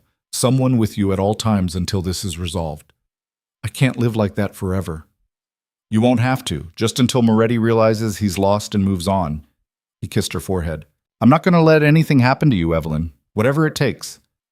She believed him, but she also saw the cost in his eyes. The weight of responsibility, the fear of failing, the constant calculation of risks and contingencies. This was his world. This was what loving her meant for him. I'm sorry, she whispered. For what? For making this complicated. For being someone you have to protect. Don't. His voice was fierce. Don't apologize for existing in my life. You're the best thing that's happened to me in 10 years. If protecting you is complicated, then complicated is exactly where I want to be. She kissed him, pouring every ounce of love and fear and gratitude into it. He kissed her back with equal intensity, and for a few perfect moments, the threats and danger faded into background noise. When they finally broke apart, he rested his forehead against hers. Come to bed, he said quietly. We both need sleep. They lay tangled together in the darkness, neither quite able to relax. Evelyn could feel the tension in Dominic's body, the way his mind kept working even as exhaustion pulled at him. Talk to me, she said softly. What are you thinking? That I should have seen this coming. The Morettis have been quiet for too long. I should have known they were planning something. You can't predict everything. I'm supposed to. That's my job. Anticipate threats. Neutralize them before they become problems. His arm tightened around her. And instead I got distracted. Let my guard down. Let you become a target. I'm not your responsibility to manage like a business deal. You're more important than any business deal. That's the problem. He shifted to look at her in the dim light. Every decision I make now, I'm thinking about how it affects you. What keeps you safest? And that's new for me. I'm not used to factoring someone else into the equation. Do you regret it? No, never. But it changes everything. He traced patterns on her shoulder absently. My whole life, I've made decisions based on logic, risk assessment, cost-benefit analysis, cold calculation. And then you walked into my office and suddenly none of that mattered because all I could think was that I wanted you, needed you, would do anything to keep you. Even give Moretti what he wants? If it came to that, yes, without hesitation. He said it simply, like it was obvious. But it won't come to that. I'll find another way. And if you can't, then I'll make one. His voice was absolute. I didn't survive my father's death and 10 years of building something legitimate just to hand it over to a rival family. But I also won't sacrifice you for pride, so I'll find the option that gives us both. She studied his face in the shadows, the strong jaw, The dark eyes, the expression that was equal parts determination and exhaustion. This was the man she'd fallen in love with, not despite the danger and complication, but because he faced it head on and refused to break.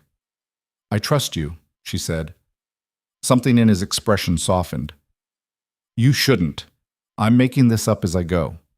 "No, you're not. You're doing exactly what you've always done, protecting what matters while building something better." She kissed him softly. "And now I matter. That's all that's changed." He pulled her impossibly closer. "You matter more than anything." They fell asleep like that, holding each other in the dark, and for a few hours the world outside couldn't touch them. Morning came with phone calls. Dominic was up at 6, already on a conference call with Marco and someone named David, who handled the Russo family's legal affairs. Evelyn listened from bed, piecing together the conversation. The Castellano deal was moving forward. Contracts would be ready for signature by end of week. Once the money transferred, Dominic could execute the restructuring plan. But there were complications, permits that needed approval, inspections that were suddenly facing delays, bureaucratic obstacles that felt suspiciously coordinated. "Moretti's playing games," she heard Dominic say, "stalling the Castellano deal while he waits for my answer. Okay, get me a meeting with Alderman Chen. If the permits are being blocked at the city level, we go around them." More conversation she couldn't quite hear. Then Dominic appeared in the bedroom doorway, phone still pressed to his ear. "I have to go to City Hall," he said to her. "Meetings all morning. Vincent will stay with you." "I should come back to work. People are going to notice I'm gone." "You're sick. We already put out that story." He moved to her, pressed a kiss to her forehead. "One more day, please. Just until I know Moretti's not going to escalate." She wanted to argue, but the fear in his eyes stopped her. "Okay, one more day." He left, and she was alone again with Vincent's silent presence outside and the growing certainty that her life had fundamentally changed. She couldn't go back to being invisible now. Couldn't pretend she was just an assistant living a quiet, simple life. She was Dominic Russo's girlfriend, and that meant living in the light, bright and exposing and dangerous. Shay called at noon, and Evelyn answered with relief. "Finally! I've been trying to reach you for 2 days." "What the hell is going on?" Evelyn told her.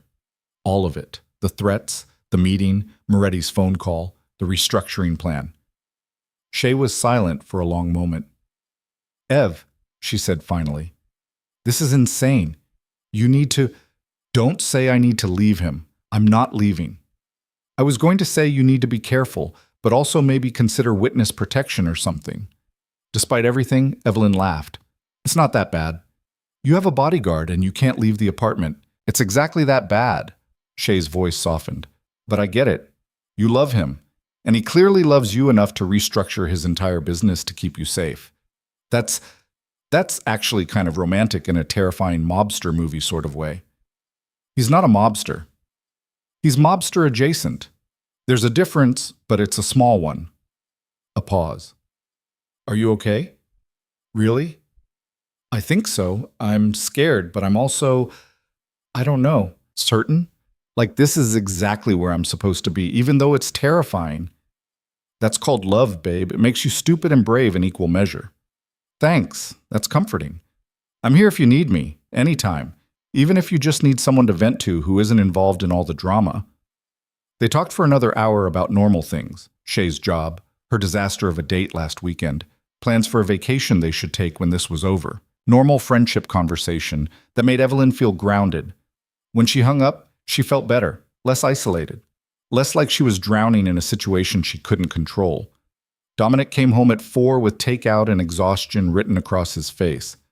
"How'd it go?" she asked as he set food on the counter. "Chen's being difficult, says the permits are tied up in committee review.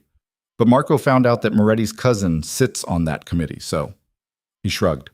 "We're filing an appeal. Should buy us time, but it's going to delay everything." "Can you still make the Castellano deadline?" "Maybe, if I can get the permits pushed through." He pulled her into his arms. "How was your day?" "Long, boring. I answered emails and had a very intense staring contest with your refrigerator." He smiled against her hair. "Who won?" "The refrigerator. It's very intimidating." They ate dinner curled up on the couch.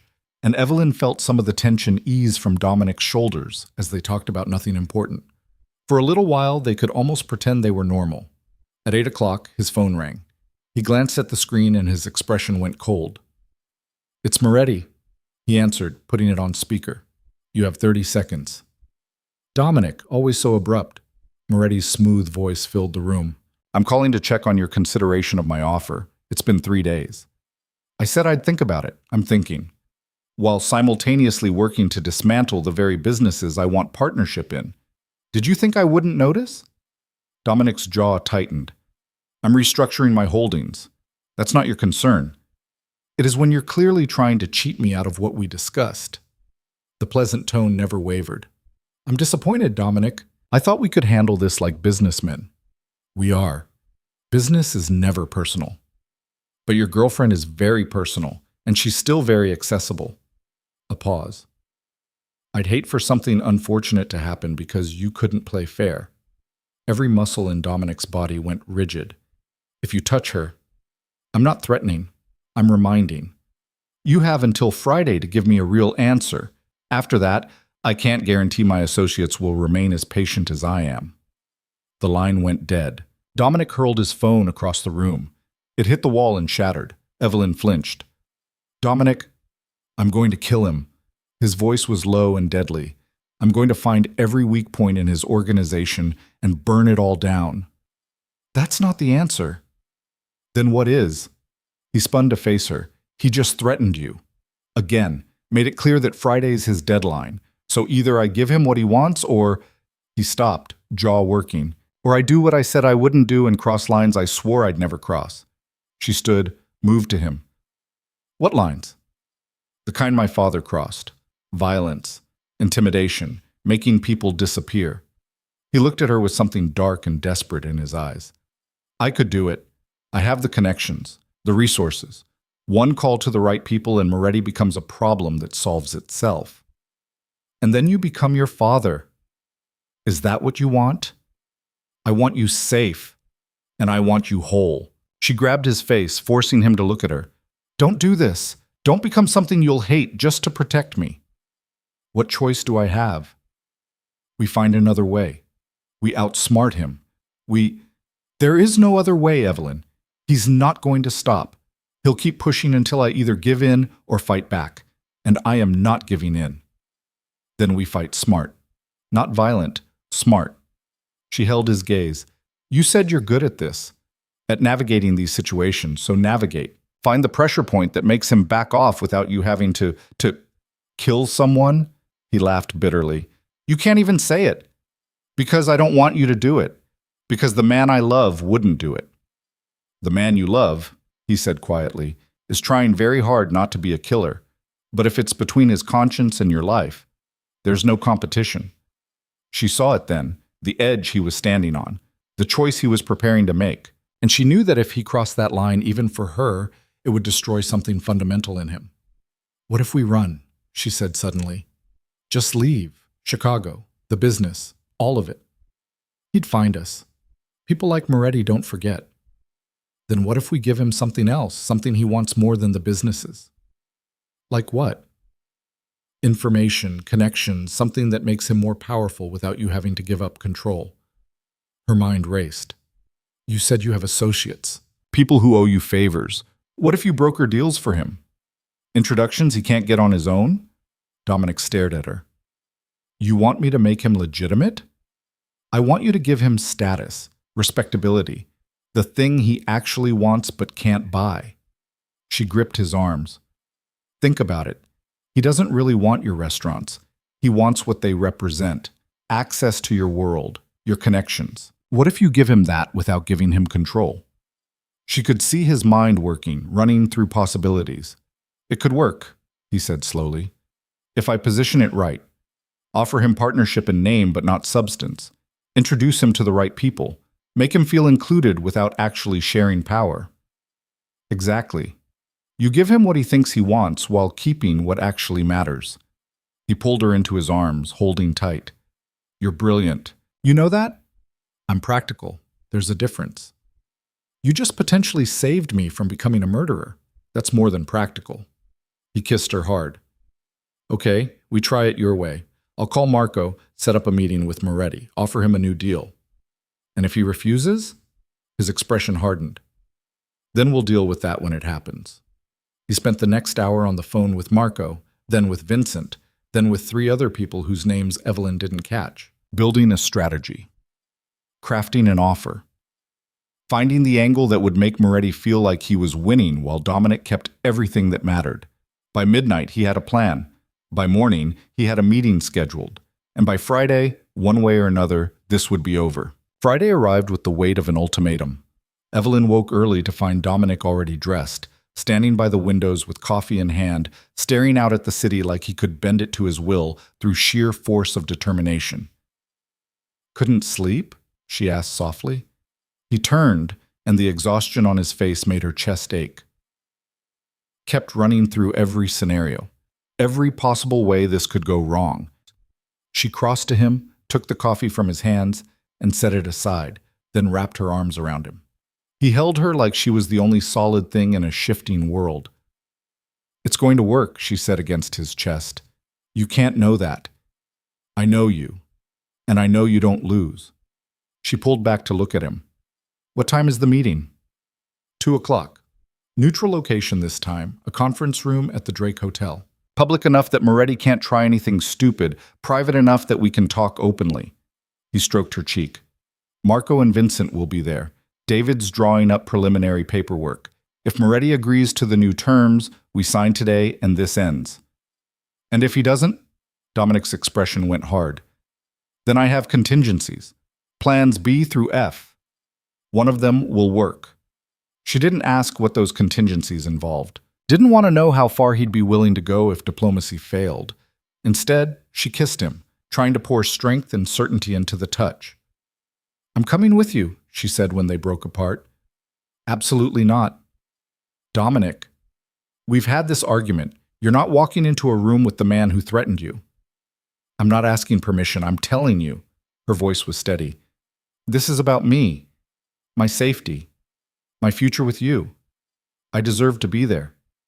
It's too dangerous. So is everything else we've been doing, but I'm still here." She held his gaze. "You said you wanted me as a partner, not someone you protect from the shadows. So let me be your partner. Let me stand beside you." He stared at her for a long moment, jaw tight, clearly fighting every instinct that told him to keep her away from this. Finally, he exhaled roughly. "You stay next to me the entire time. You don't engage with Moretti directly. And if anything feels wrong, you leave immediately. Vincent will be assigned to you specifically." "Okay." "I mean it, Evelyn. This isn't negotiable." "I said okay." She stood on her toes and kissed him. "We do this together." The hours before the meeting crawled by with agonizing slowness. Dominic made phone calls, reviewed documents, went over strategy with Marco and David. Evelyn tried to work but couldn't focus, so instead she prepared, choosing her outfit carefully, a navy dress that was professional and understated, trying to project confidence she didn't entirely feel. At 1:00, Vincent arrived to escort them to the hotel. The drive was silent, tension thick in the car. Dominic held her hand the entire way, thumb stroking her knuckles in an absent rhythm that she suspected was more for his comfort than hers. The Drake Hotel was elegant and imposing, all marble and chandeliers and old money. They took a private elevator to the 3rd floor where a conference room had been reserved under a false name. Marco was already there, along with David, a sharp-eyed man in his 50s who nodded at Evelyn but didn't waste time on pleasantries. "Moretti's bringing 2 associates," Marco said. "Standard security protocol. Vincent and I will be in the room. David stays by the door. Evelyn," he looked at Dominic. "You're really bringing her?" She insisted. "And you let her win that argument?" Marco almost smiled. "You're more gone than I thought." "Focus," Dominic said shortly. "What do we know about his associates?" "Cousin Luca and a guy named DeMarco. Neither are fighters. This is a business meeting, not an ambush." Marco's expression turned serious. "But stay alert. Moretti's desperate, and desperate people make mistakes." At 1:58, Anthony Moretti arrived. He was older than Evelyn expected, mid-60s, silver-haired, impeccably dressed in a charcoal suit that probably cost more than her car. He looked like someone's distinguished grandfather, not a man who sent threatening messages and made people disappear. His eyes found Evelyn immediately. "Miss Carter, we finally meet in person." His voice was the same smooth tone from the phone. "You're braver than I anticipated." "Or stupider," she said before she could stop herself. Moretti laughed, a genuine sound. "I like her, Dominic. She's got spine." "Let's skip the pleasantries," Dominic said coldly. "You wanted a meeting. We're here. Talk." They sat at opposite ends of a long table. Moretti's associates flanked him. Marco and Vincent flanked Dominic, with Evelyn positioned carefully between them, protected but present. David remained standing by the door, silent and watchful. Moretti folded his hands on the table. "I'll be direct. I want what we discussed. Partnership in your restaurant holdings. Access to your distribution networks. A legitimate business relationship that benefits both families." "And I'm offering you something better," Dominic replied. "Access without ownership. Introductions without partnership. Legitimacy without you having to buy your way in." Moretti's eyes narrowed. "Explain." Dominic slid a folder across the table. "You want respect, status, to be seen as more than muscle and old grudges. I can give you that. Introductions to my business associates. Invitations to the right events. My recommendation when opportunities arise. You become part of the ecosystem without me having to surrender control of my operations." That's not what we discussed. What we discussed was unsustainable. You wanted businesses I've spent 10 years legitimizing. I'm offering you the result without the risk. Dominic leaned forward slightly. "Think about it. Partnership means shared liability. If one of my restaurants gets investigated, you're implicated. If I have permit issues, they become your issues. But if you're simply an associate I recommend for other ventures, you get the benefits without the exposure." Moretti opened the folder, scanning the documents inside. His expression remained neutral, but Evelyn could see the calculation happening behind his eyes. "You're asking me to trust that you'll actually follow through," Moretti said finally. "That these introductions will be genuine and not just lip service. I'm offering you a contract, legally binding commitments to specific introductions over the next 12 months. You'll have access to the Castellano network, the Singapore investors, 3 separate real estate development groups I work with, all contingent on you pulling back your pressure tactics and leaving Miss Carter alone. And if the introductions don't pan out, then we renegotiate. But I'm betting they will. These are legitimate opportunities, Moretti, the kind that actually build wealth instead of just moving dirty money around." Dominic's voice was steady. "You want to be more than your father was. This is how you do it." The room went silent. Moretti studied the papers, then looked up at Dominic with something like respect. "You've done your homework, bringing up my father, knowing exactly what I want. I make it my business to know my opponents. We don't have to be opponents. Then accept the offer, and we won't be." Moretti set down the folder and leaned back. "What about the threats? The messages to Miss Carter? They stop, immediately, permanently. And if anyone connected to you makes contact with her again, this deal is void and we handle things differently." The threat in Dominic's voice was unmistakable. "Define differently." "You really want me to?" Dominic's smile was cold. "I've been patient, Moretti, civilized, but I'm still a Russo. Push me far enough and you'll remember why that name meant something before we went legitimate." The temperature in the room dropped. Even Moretti's associates shifted uncomfortably. But Moretti himself just studied Dominic with those calculating eyes. "There's the man I've been waiting to meet," he said quietly. "I was beginning to think you'd gone soft. Nice to know the edge is still there." He glanced at Evelyn. "She's worth protecting. I respect that. Then we have a deal?" Moretti was quiet for a long moment. Then he looked at his cousin Luca, who nodded almost imperceptibly. "We have a deal, pending legal review of the specific terms." He gestured to the folder. "But the framework is acceptable. You deliver on these introductions, I pull back my people. Miss Carter is off limits. We coexist peacefully." Dominic didn't relax. "I want it in writing, today, before you leave this room. Eager. Thorough." Dominic nodded to David, who immediately pulled out a laptop and began drafting. "We'll have preliminary terms ready in 30 minutes. You sign them, I signed them, and we're done. The next half hour was a blur of legal language and negotiations over specific wording. Evelyn sat quietly, watching Dominic work. The way he caught every loophole, anticipated every angle, refused to give an inch more than necessary. This was the businessman she'd seen for a year, but now she understood the full picture. He wasn't just good at this. He was exceptional. Ruthless in his precision, uncompromising in his standards, and absolutely unwilling to be outmaneuvered. Marco leaned over at one point and whispered to her, "You're seeing why he survived this long. He doesn't just play the game. He rewrites the rules." She nodded, unable to look away from Dominic as he negotiated clause after clause, turning what could have been a surrender into something that somehow gave him more power than he'd started with. Finally, David printed 2 copies of the agreement. Both men read through them carefully, making minor edits, then signed. Moretti stood, extending his hand across the table. "Pleasure doing business with you, Russo. I look forward to a profitable partnership." Dominic shook his hand, grip firm. "Don't make me regret this." "I could say the same to you." Moretti's gaze shifted to Evelyn. "Miss Carter, enjoy your freedom. You've earned it." Then he left, his associates following, and the room seemed to exhale collectively. The moment the door closed, Dominic turned to her. "Are you okay?" "I'm fine. Are you?" "Getting there." He pulled her into his arms, and she felt the tension finally start to drain from his body. "It's done. Actually done." Marco clapped him on the shoulder. "That was masterful. You just turned a threat into a business opportunity and made Moretti think it was his idea." "It was Evelyn's idea," Dominic corrected. "She's the one who suggested giving him status instead of control." "Smart and pretty. No wonder you're keeping her." Marco grinned at Evelyn. "Welcome to the family officially. You just survived your first Russo negotiation." "Is it always like that?" she asked. "That was actually pretty tame. You should see what happens when Uncle Sal gets involved." Marco's phone buzzed. "Speaking of, he's calling. Probably heard what happened already. I should—" He gestured to the door. "I'll handle Sal. You two celebrate."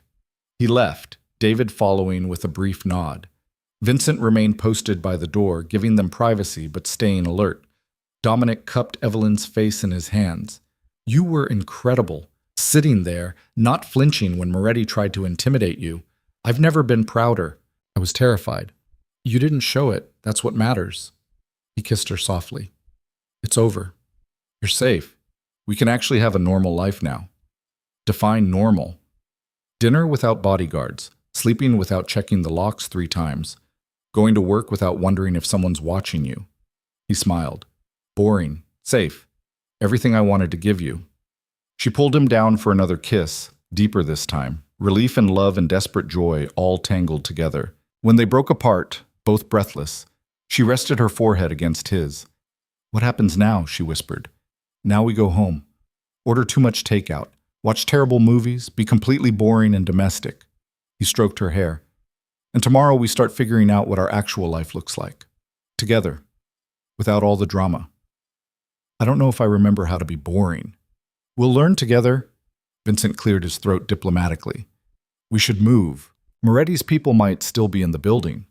Dominic nodded, but he didn't let go of Evelyn's hand as they left the conference room and headed to the elevator. The ride down was quiet, peaceful in a way nothing had been for days. When they stepped out into the lobby, sunlight streamed through the tall windows, and Evelyn felt like she could breathe properly for the first time in a week. "I'm going back to work Monday," she said as they walked to the car. "As my assistant? That's my job. We're going to have to tell HR about us. Make it official so there's no conflict of interest accusations." She stopped walking, turned to face him. "Are you sure? Once it's official, everyone will know. Your business partners, your family, everyone." "Good." He pulled her close, right there in the middle of the hotel lobby, with Vincent watching and strangers passing by. "I'm done hiding you, done pretending you're just my assistant. You're the woman I love, the person I choose, and I want everyone to know it. People will talk. Let them." He kissed her, slow and thorough, and she didn't care who was watching. "I spent a year being professional and distant and miserable. I'm not wasting another day." They made it back to his apartment, and for the first time in what felt like forever, it was just them. No bodyguards stationed outside, No threats hanging over their heads. No meetings or negotiations or danger. Just Evelyn and Dominic, curled up on his couch with Chinese food and a movie neither of them paid attention to because they couldn't stop talking. "When did you know," she asked at one point, "that you wanted this, us?" He thought about it. "The first week. You corrected me on something. I don't even remember what. And you did it so calmly, like you weren't afraid of me at all. And I realized I wanted someone who saw me as a person, not a name or a threat." He smiled. "What about you?" Day 3. You were on the phone with a vendor who was trying to cheat you, and you didn't yell or threaten. You just laid out exactly how you knew they were lying and what the consequences would be if they didn't fix it. Clinical, controlled, terrifying. She laughed. "I thought, this man is dangerous and brilliant, and I'm in so much trouble. And yet you stayed. I couldn't leave. I kept telling myself it was just a job, just a paycheck, but..." She shook her head. "I was lying to myself from the beginning." He set aside his food and pulled her fully into his lap. "I'm glad you're a bad liar. I'm an excellent liar. I convinced you for 11 months that I felt nothing. You didn't convince me of anything. I knew." He kissed her neck. "I just didn't think I could have you." "You can. You do." She tilted her head back, giving him better access. "What are we going to tell people on Monday?" "The truth. That we're together. That it's serious. That anyone who has a problem with it can take it up with me directly. Your Uncle Sal is going to have opinions. Sal always has opinions. I stopped caring about them years ago." He pulled back to look at her. "The only opinion that matters is yours. Are you okay with this? Going public? Dealing with whatever comes?" She thought about it, about the whispers that would follow, the questions, the judgment, the way some people would see her as someone who slept her way to the top. Never mind that she'd been essential to Dominic's operations long before they got involved. But she also thought about what she'd gain. The ability to hold his hand in public, to be acknowledged as his partner, not just his assistant, to build a life with him without hiding. "I'm okay with it," she said. "More than okay. I want people to know. Even though it'll be complicated? Everything about us is complicated. Might as well own it." He grinned, a real smile, unguarded and happy. "When did you get so brave?" "When I sent you a drunk text and you actually showed up. Everything after that was just momentum." They stayed up late talking about everything and nothing, about the restructuring plan for his businesses, about her potentially taking on more responsibility now that their relationship was public, about vacations they wanted to take and restaurants they needed to try and whether they should get a dog. Normal conversation, normal dreams. The kind of future planning that came with commitment and trust and love that had survived being tested. At some point, they migrated to his bedroom, but instead of the desperate urgency of previous nights, everything was slow and sweet. Dominic took his time, mapping her body like he had all the time in the world, and maybe now he did. No threats, no deadlines, just them. "I love you," he murmured against her skin, "in case I haven't said it enough." "You can say it more. I love you." Kiss. "I love you." Another kiss. "I'm completely, hopelessly in love with you, Evelyn Carter, and I plan to spend the foreseeable future proving it." She pulled him up to kiss him properly. "Good. Because I love you too. Hopelessly, completely, even though you're bossy and overprotective and way too good at negotiating." "Mom, especially because I'm good at negotiating. I negotiated my way into your life." "No, I texted you, 'Come get me,' while drunk. You just had the good sense to listen." He laughed against her mouth. "Best decision I ever made." They fell asleep tangled together, and Evelyn dreamed of a future that felt possible now. Not perfect. Nothing with Dominic would ever be simple or safe or easy. But real. Solid. Worth fighting for. Monday arrived with a mixture of nerves and determination. Evelyn dressed carefully in a charcoal dress and heels, professional but confident. Dominic wore one of his perfectly tailored suits, but he'd abandoned the tie, a small rebellion that made her smile. They arrived at the office together. Separately would have been pointless now. Everyone would know by lunch anyway. The moment they stepped off the elevator, conversation in the hallway stopped. Eyes tracked them as they walked to Dominic's office suite, together but not touching, professional distance maintained out of habit. When they reached Evelyn's desk, Dominic paused. "Staff meeting, conference room, 10 minutes," he said, loud enough for the nearby cubicles to hear. "Full department." Then he walked into his office, and Evelyn sat at her desk like it was any other Monday, except her heart was pounding and her hands were shaking slightly as she logged into her computer. Her phone buzzed, a text from Shay. "Shay, you're back. Does this mean the mobster drama is over?" Evelyn, "It's handled, and he's not a mobster." Shay, "Sure, and I'm the Queen of England. Call me later with details." At 9:58, Dominic emerged. "Ready?" She nodded and followed him to the conference room. Their entire department was already there. 20 people who ran various aspects of Russo Industries operations. All of them looked curious and slightly nervous. Dominic waited until everyone was seated, then closed the door. "I'm making this announcement once," he said without preamble. "Evelyn Carter and I are in a relationship. It's serious. It's not going anywhere. HR has been notified and approved the necessary paperwork to ensure there's no conflict of interest. She'll continue as my assistant, but we're also exploring expanded responsibilities for her in other areas of the business." Silence. Absolute silence. "Anyone have questions or concerns, you can bring them to me directly. Otherwise, this doesn't change anything about how we operate. We're all professionals. I expect everyone to act like it." He glanced around the room. "Clear?" A chorus of nods. Someone in the back, Jennifer from accounting, raised her hand tentatively. "Yes?" Dominic said. "Congratulations. You two make a great team." A few people murmured agreement. The tension in the room eased slightly. "Thank you," Dominic said.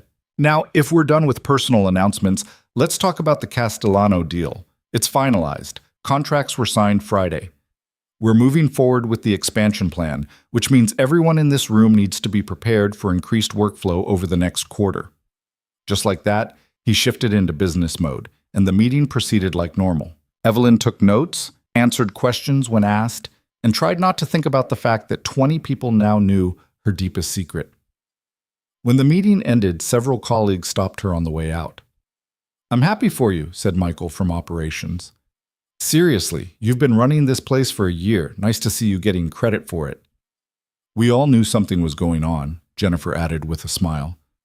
"The way he looks at you when he thinks no one's watching, dead giveaway." Evelyn laughed, surprised and relieved. "I thought we were subtle." "You were terrible at subtle, but we're all rooting for you anyway." The day proceeded with surprising normalcy.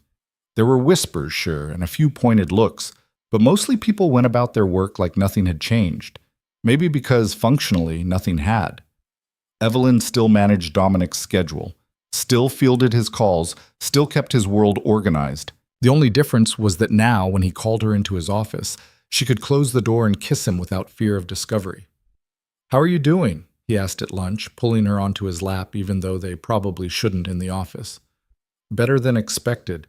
I think people are more relieved than scandalized." "They should be. You make my life functional. If you left, this place would collapse in a week." "Flattery will get you everywhere." "I'm counting on it." He kissed her neck. "Dinner tonight? Actual restaurant? Public outing as a couple?" "Are you asking me on a date, Mr. Russo?" "I'm telling you we're going on a date, Miss Carter. 7 o'clock. Wear something that makes me forget how to form sentences." She laughed and kissed him. "Deal." That night, they went to an upscale Italian restaurant in the Gold Coast, the kind of place where people noticed who was dining together. Dominic had requested a semi-private corner table, but he didn't hide. He held her hand across the table, ordered wine, talked about everything except work. Halfway through dinner, a man in an expensive suit stopped by their table. "Dominic Russo. I heard you were seeing someone. Didn't believe it until now." The man's eyes shifted to Evelyn with barely concealed interest. "Lucky man."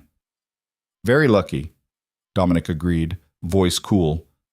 "Richard, this is Evelyn Carter. Evelyn, Richard Lawson. We went to college together." "Pleasure," Richard said, extending his hand. Evelyn shook it briefly. "So how did you two meet?" "She works for me," Dominic said before Evelyn could answer. "Has for over a year. Best assistant I've ever had. And yes, before you ask, HR approved everything. It's all above board." Richard's smile was knowing. I'm sure it is. Well, congratulations. You've caught the uncatchable Dominic Russo. That's quite an accomplishment. See, when Richard left, Evelyn raised an eyebrow. He seemed lovely. He's an ass, always has been. Dominic took a sip of wine. But word will spread now. By tomorrow, everyone in our social circle will know I'm off the market. Does that bother you? Not even a little. He reached for her hand. I want people to know. Want them to see that I chose you, that you chose me back. Even though it'll bring attention we don't want? We'll handle it, together. He smiled. Besides, we just survived threats from the Moretti family. Society gossip seems manageable in comparison. She laughed and squeezed his hand. Fair point. The weeks that followed settled into a new rhythm. Evelyn worked alongside Dominic during the day, managing his schedule and operations with the same precision as before.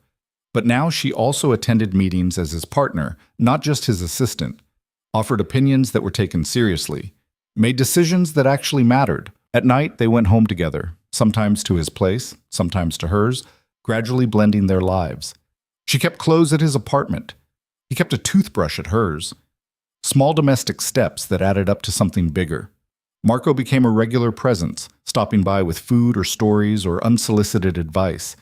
Evelyn grew to appreciate his irreverent humor, the way he could make Dominic laugh when stress got too heavy. You're good for him, Marco told her one evening when Dominic was on a call.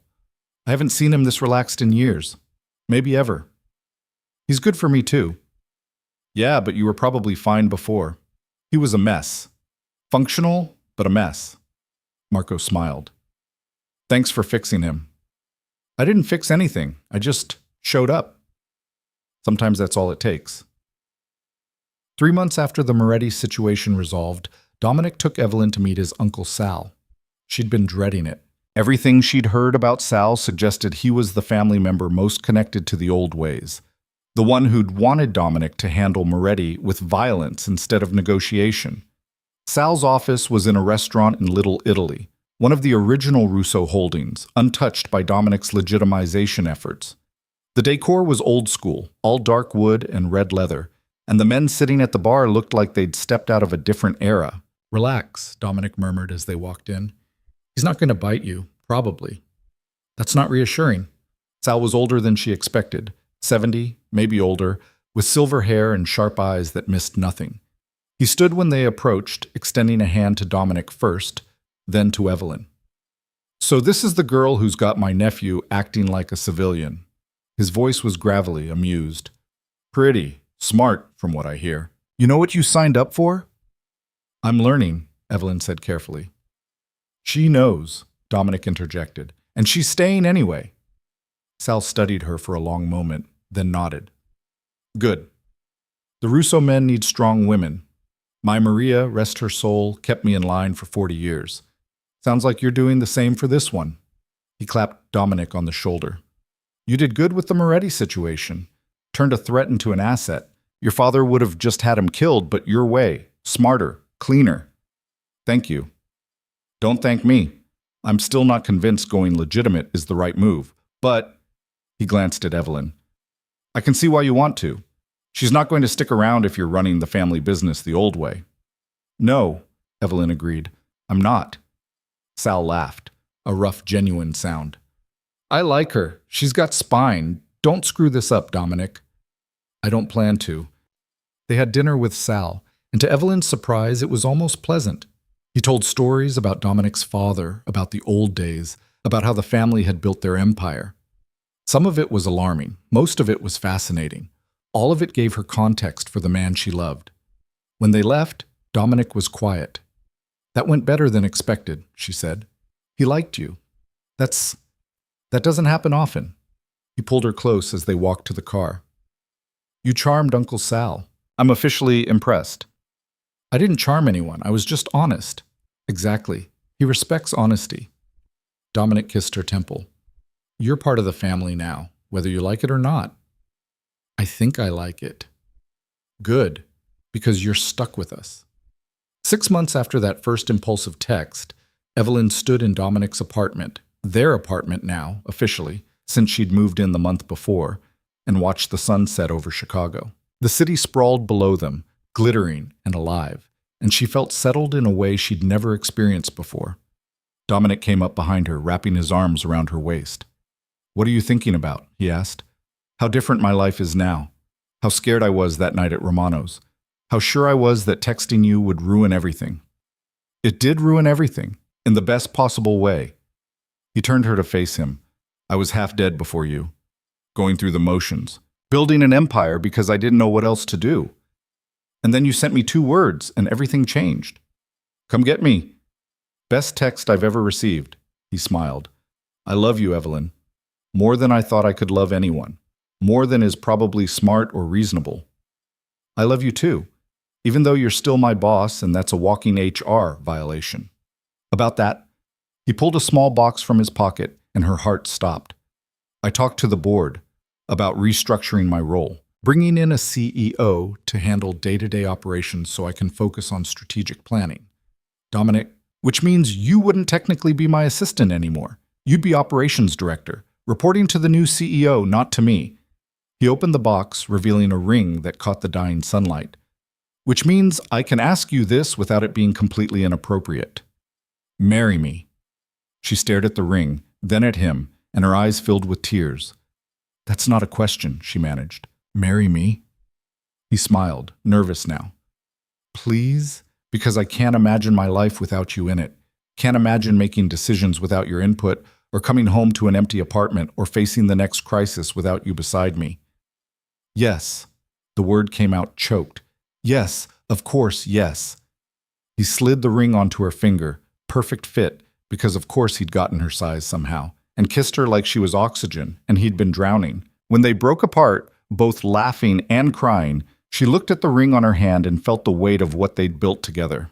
Not perfect. Never perfect. But real and solid and worth every risk they'd taken. "When did you plan this?" she asked. "The day after we resolved the Moretti situation. I knew then I wanted forever with you. Just took me a while to figure out the logistics." He pulled her close. "Marco helped pick the ring, so if you hate it, blame him." "I love it. I love you. I love that you restructured your entire company so you could propose. I'd restructure the entire world if it meant keeping you." They stood there as the sun finished setting, the city lighting up around them, and Evelyn thought about the journey that had brought them here. From invisible assistant to essential partner, from hiding feelings to declaring them publicly, from danger and threats to safety and commitment. "What happens now?" she asked. "Now we plan a wedding, build our life, figure out the next chapter together." He kissed her softly.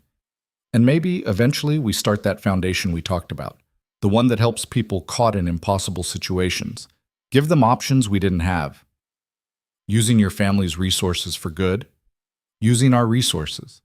Because it's all ours now. Everything I have, everything I am, it's yours too." She pulled him down for another kiss, pouring every ounce of love and gratitude and fierce joy into it. When they broke apart, she rested her forehead against his. "I can't believe this started with a drunk text." "Best risk you ever took." "Best decision I ever made," she corrected. "Asking you to come get me. I'll always come for you, no matter what, no matter where." He held her tighter. "That's the promise. From now until forever." And standing there in their apartment, with the ring on her finger and his arms around her and the whole city spreading out below them, Evelyn believed him. She'd spent so long being invisible, being careful, being safe. But then she dared to be seen, dared to ask for what she wanted, dared to step into the light and risk everything for the chance at something real. And it had been terrifying and dangerous and completely worth it. Because when she'd finally found the courage to say, "Come get me," Dominic Russo hadn't hesitated. He'd come. And he'd never stopped coming for her since. That was the thing about love.